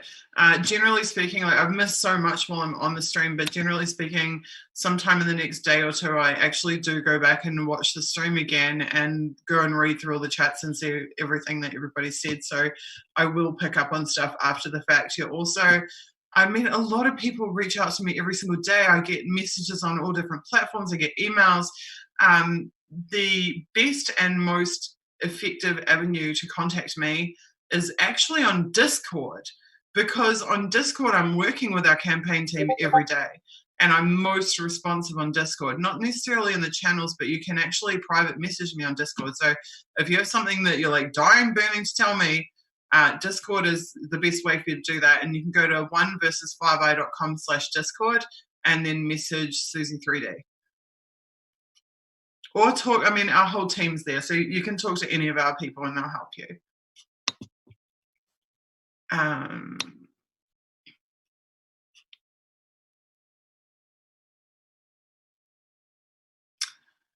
Someone is asking, Tulsi Gabbard is or was on the Council of Foreign Relations, I've heard. What do you think of her and her chances of taking on the MEC? I don't think she was on the Council of Foreign Relations. I think she was like nominated for something by them, or was some specific program had funded in some way something about her. Look, I just don't know about Tulsi, and that's nothing personal about Tulsi at all. But I just look at the history, like how many times can we be told that we, hope and change by a politician, only to discover that that politician either is not going to do a goddamn thing that they said they would, or is going to be prevented from doing a goddamn thing that they said they would. I am personally past the point of believing that the political system is going to produce justice. I am way past that point, whether it's Sanders or Warren or Tulsi Gabbard or whoever the hell. This control system that we've just been discussing for the last 3 hours doesn't really give a shit who of any of those. And like, sure, they smear Tulsi, they won't let her on the stage because they don't want people to even hear anti-war messages. But I'm pretty damn sure you could just make her the president tomorrow and she would not be able to fix the things that we're talking about. The things that we're talking about will require large sectors of society to know about, care about, and act to do something about. We need to make the intelligence agencies a dirty word. It needs to become painfully embarrassing to admit that you've ever worked for an intelligence agency. It needs to become socially unacceptable to have any affiliation with them. And then we will see some change. Like, social stigma is a really big thing, right? And we can use that to our favor. Rather than them creating social stigmas to break relationships, we should be creating social stigmas around these agencies. They are facilitating wars every day. Every single bomb that is dropped using information from the global network, using the personnel of the global network. So if we don't like war, we can't like the spies. If we don't want war, we can't like the systems that facilitate and allow those wars to be perpetuated. So that's the message that I want to hear coming out in the coming years. And it could take years to build a movement like this. But God, we've made a lot of progress for 1 month. We're doing pretty damn well. In fact, for 1 month, we've already got well over 100, maybe hundreds of people who've joined the Discord. Tulsi has the boldest talk, but is running in the Dem party. I don't think anyone can make change from within. Jesse Ventura, however, is willing to do it from independent Greens. Yeah, I just think it's just back to the same old thing. Like, the political system is a field in which the military industrial complex is comfortable operating in and has established control over. And I think that any destabilization of those agencies will have to come from a quarter in which they don't control. And social movements are our best chance. Decentralized social movements are our best chance of that. Did the NSA documents state or allude to what they were looking for when scanning DNA databases? Possibly is the answer. Now, what we found was specific strands, literally alphanumeric codes for DNA. We did know who they were gathering on behalf of. I would have to double back and see. A lot of the science and technology stuff went totally over my head.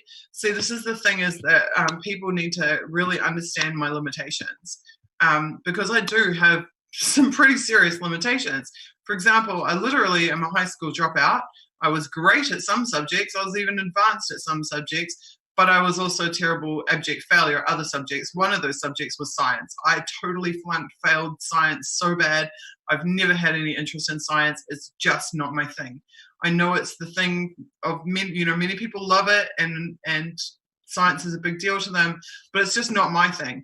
So when I'm studying thousands of NSA documents, I might go, oh, that's interesting that they're looking at DNA, but I would not have a goddamn clue about any of the scientific language, etc., that's being employed around that.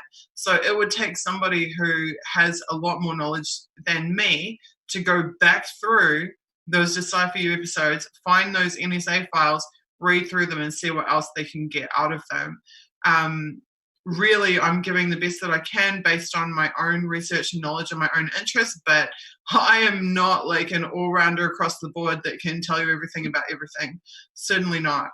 And I get questions all the time, every single day. I get like, why aren't you talking about this? Why aren't you talking about that? Why aren't you talking about the other thing? Look, guys, I'm talking about the fruits of my research, of my interests, and of my experience. I do not for 1 second lay claim to knowing about other people's interests, other people's experiences, other people's priorities. Like at the end of the day, if you're watching my content, you're going to see my interests, my experiences, and my priorities. So it's kind of, I think, a bit silly to try and hold it against somebody for them not talking about something that's not their area of interest or not in their experience.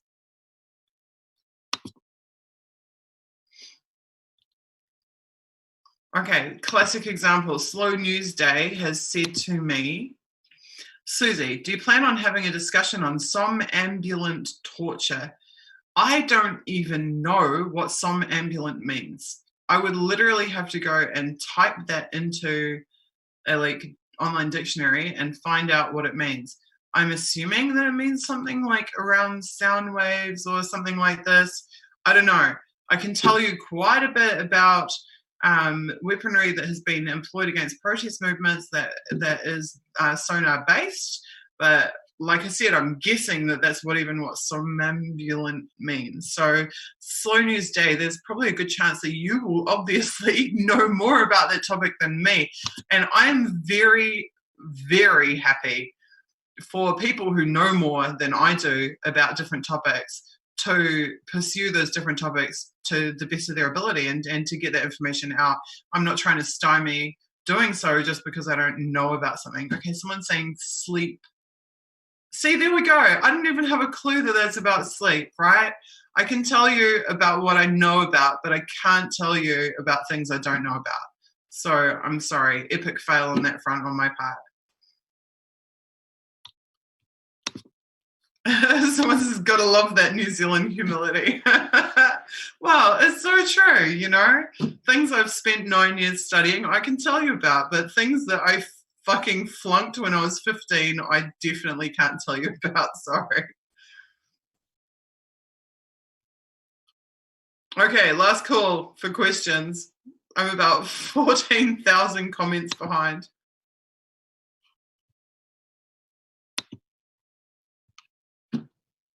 I think I'm going to be kind to myself and wrap it here, guys. I really wanted, and ladies, I really wanted to do a shorter stream tonight because I'm balancing a lot of other things. I'm really happy and heartened to see how active you guys are in the chat and how much you obviously care about this stuff and that it's resonating with you. That means the world to me. To be honest with you, because just to know that this research has come to something that it actually means something to people and that it's helping to expand their mind, that's really the greatest thing that I could ever ask for. That is a total validation of the time and the effort and what I've been through in these years. So thank you very, very, very, very much for being here. I will ask you again, please donate. I think we're 21%, well, last I saw anyway, we're 21% of the way to achieving our goal to pay for the first leg of suing the crap out of these agencies who totally destroyed my life. So I would really appreciate you sharing that and helping to support this campaign. For years, I had no hope whatsoever that I would ever even be able to try to get any justice for what had been done. I can't even begin to tell you what these people cost me. I don't even want to go there because emotionally I can't. That's like a whole other thing. But they cost me damn near everything. accept our lives, and that's somewhat of a miracle. And for the first time in a decade, I have competent, respected legal representation who have assessed my claims and my evidence and verified the veracity of them, and have the guts and the ability to take these people on in court. So I would deeply appreciate you helping to keep me and my family alive and in one piece, and me still able to do this work and continue doing what I do, and to give me that hope of achieving some justice and holding these people to account for their total violations of not just my human rights, but also of their own duties and rights to the public that funds them.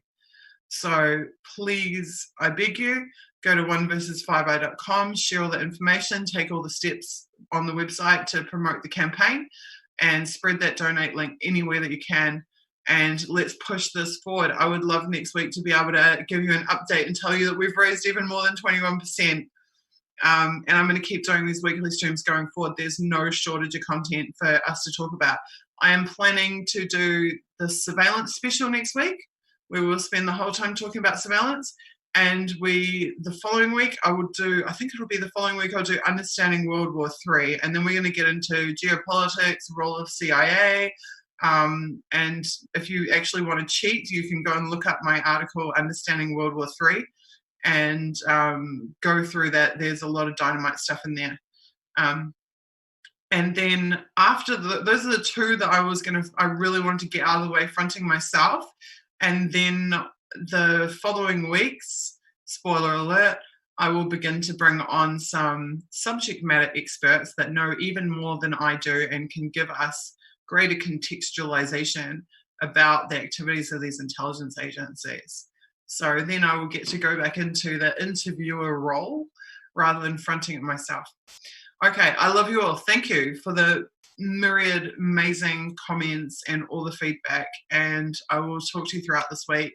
I will get a short campaign video out to an update video sometime this week. Thank you to my amazing tech team. Thank you to the incredible social media team operating on God knows what, 6, 7, 8 different platforms right now to promote this.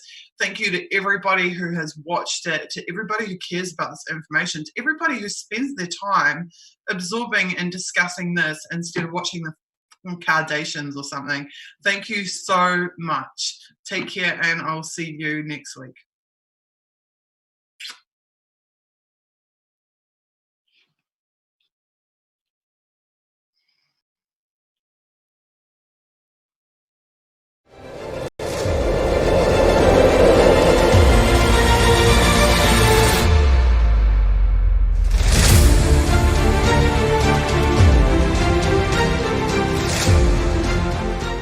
To make something really, really clear. If you are anti-war, you must be anti-spies. And the reason for that is because every single bomb that is dropped on any country on this planet is dropped using intelligence agencies' targeting systems and information and data gathered by them. There are NSA staff and personnel on site, on the ground, with the operational military personnel in the war zones, and they are using the same targeting systems. They call them the real-time targeting gateway, is specifically what they were using. And there's a number of databases and networks that they use, but every single bomb dropped or military operation undertaken is enabled by this transnational intelligence cabal. And the targeting that has been brought home to citizens around the world, the targeting of citizens in our home countries around the world, uses that same military targeting process and the same targeting systems against us in our home territory. So our inability to realize the role of the intelligence agencies in the war zones has ultimately resulted in it not just being about them bombing brown people in a foreign country. It is now our ignorance has led to our own demise.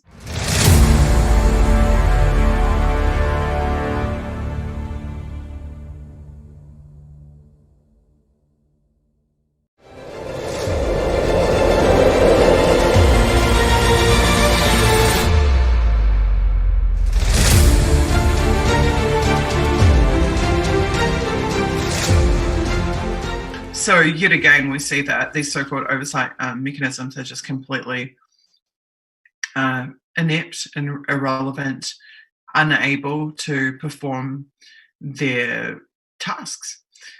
They don't have sufficient mechanisms to hold these agencies to account. And ultimately, when these agencies are running roughshod over the court system in the ways that I've already discussed, they're running roughshod over the political system and the democratic system in the ways that we've already discussed, and they are escaping any oversight mechanism.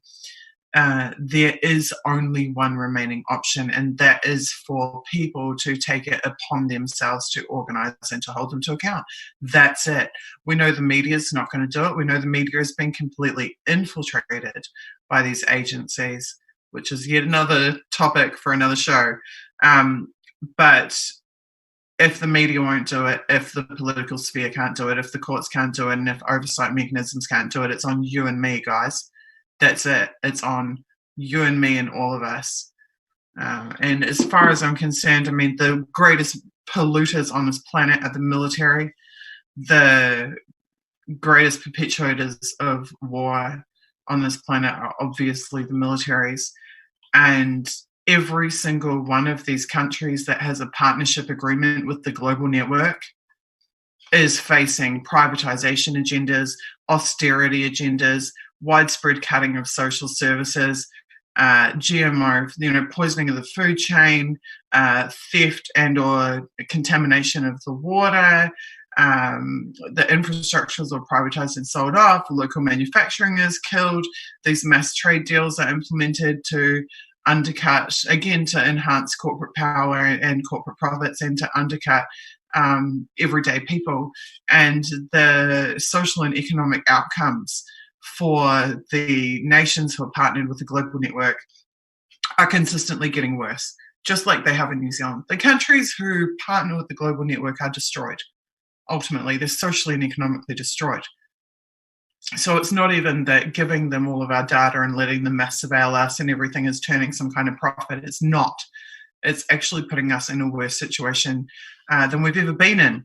So subjugation or becoming a vassal state of the global network is not improving the quality of life for anyone. To the contrary, it's destroying our quality of life. And that is yet another reason that we've got to take them on. They are bleeding their own countries dry.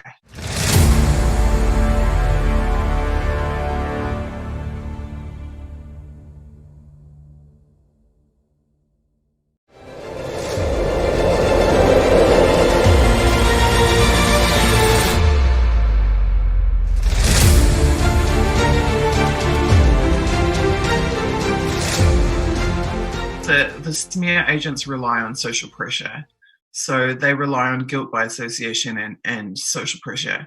So you've got to be the type of person that isn't scared to take an opinion that's contrary to whatever is being publicly pushed or whatever seems to be socially acceptable. You have to be willing to speak the truth because it's the truth, and not speak what everybody else is saying because then you get social credit for saying the same thing as everyone else. You've got to be willing to be that black sheep, you've got to be willing to be the person who maybe looks strange for saying something different than what others believe. You have to care about the truth more than you care about kudos from your peers. And eventually your peers will catch up with you. That's what I've learned.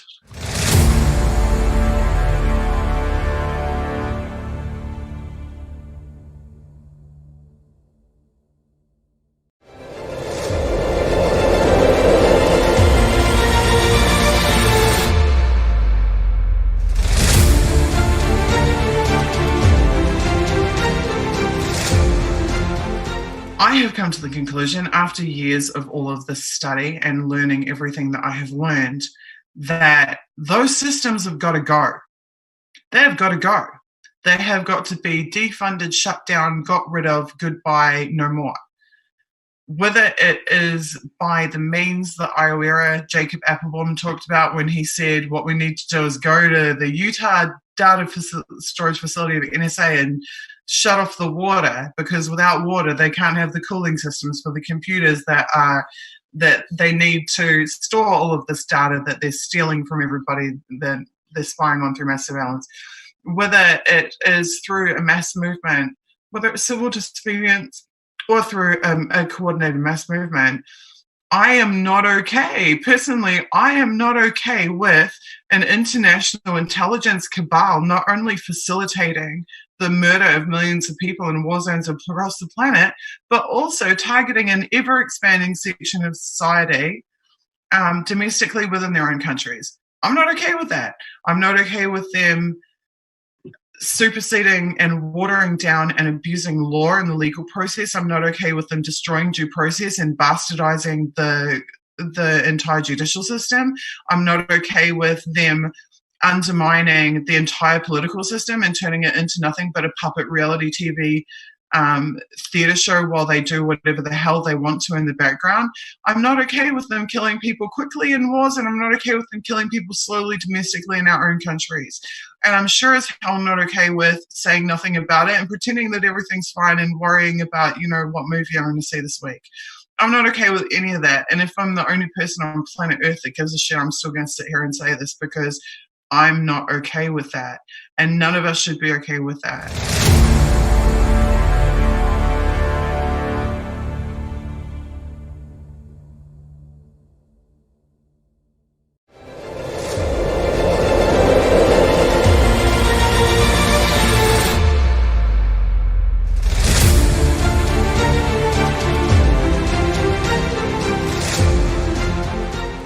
George Bush, I'm old enough to remember him saying the whole world is a battlefield.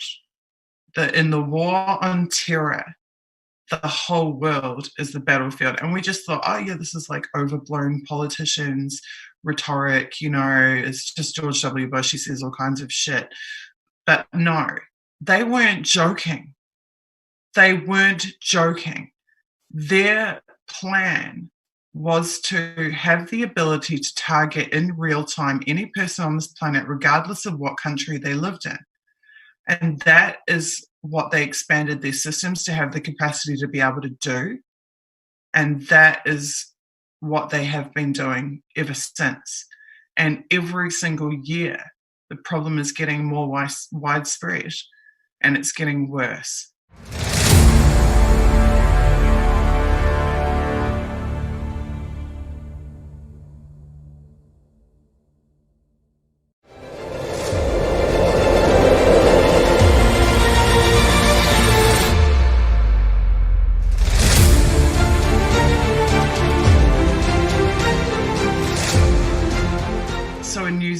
Already, I predicted it years ago. I said, even in my documentary in 2016, I said, eventually they will expand to target all sectors of society.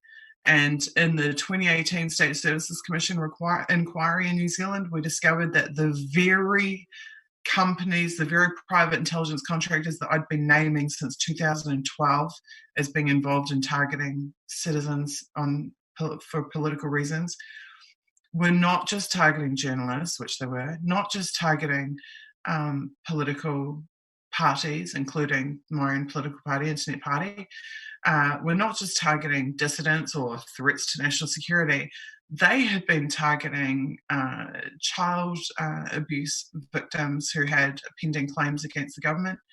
They had been targeting earthquake insurance claimants.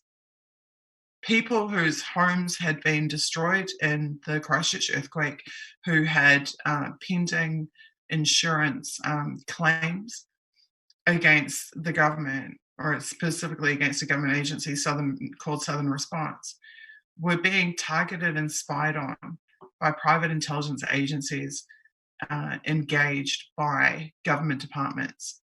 and paid for with taxpayer dollars. So this is what I mean. You know, there are a lot of people, oh, well, Susie's an investigative journalist and activist, so of course they target her. Well, how about these people are insurance claimants? Does that mean they should be targeted? Does that mean child abuse survivors should be targeted? At like what point do we decide to stop victim blaming and start looking at those who are doing the targeting and not those who are being targeted?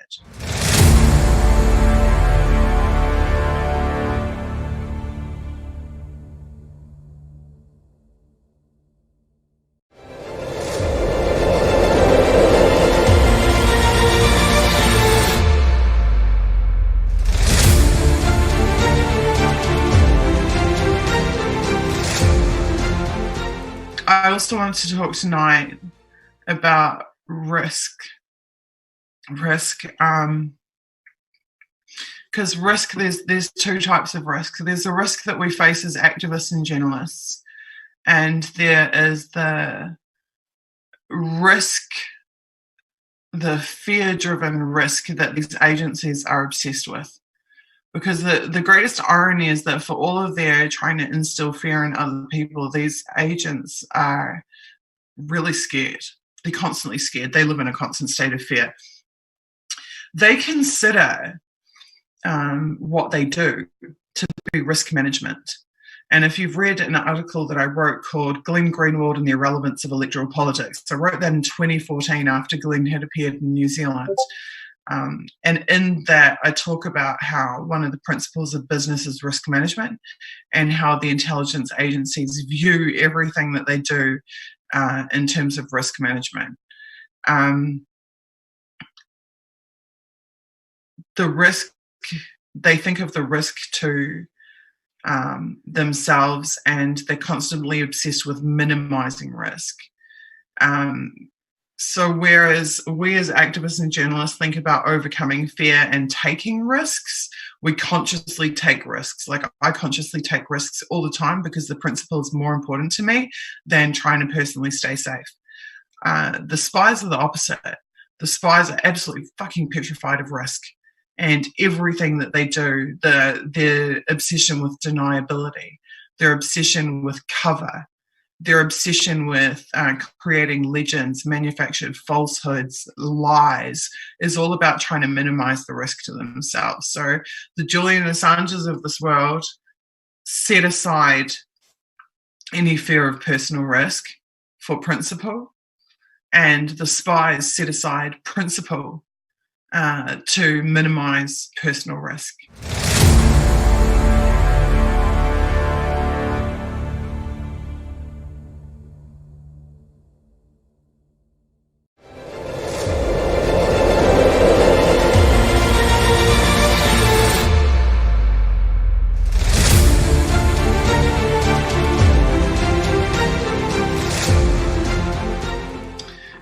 The other thing I keep getting asked this week is, why do I do what I do? Like, why am I doing this?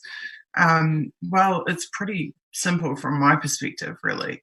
So I'm acting on principle primarily because, like I said, I'm not okay with what is being done, and I'm not okay with just sitting around and waiting for the continuation of it and for it to continue to get worse at the pace that it has been getting worse. I mean, think about it. It's only been like really 20 years that we've gone from, you know, the shock and awe to full-on dystopia.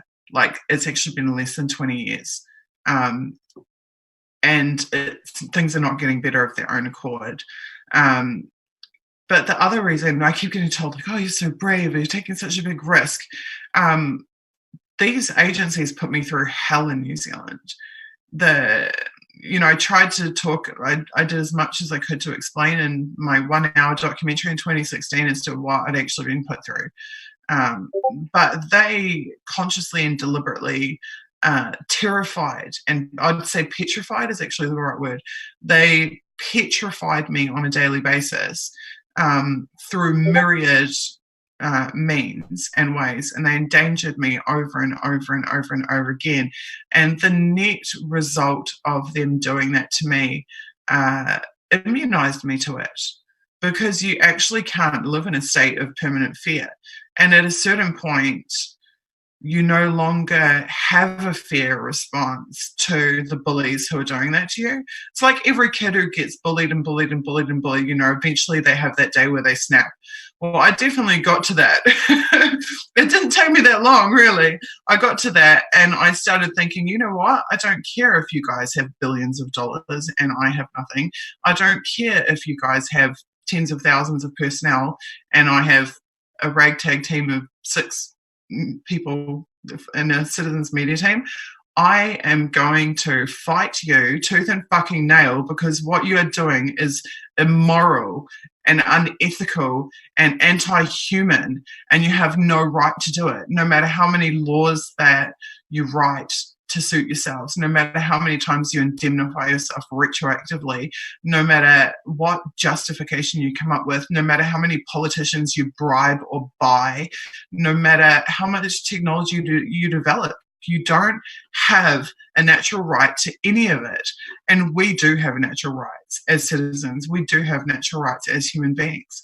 And that has to count for more than the artificial power that is seized and monopolized by these agencies. And it's going to take us standing up to them and telling them, no, you cannot keep doing this.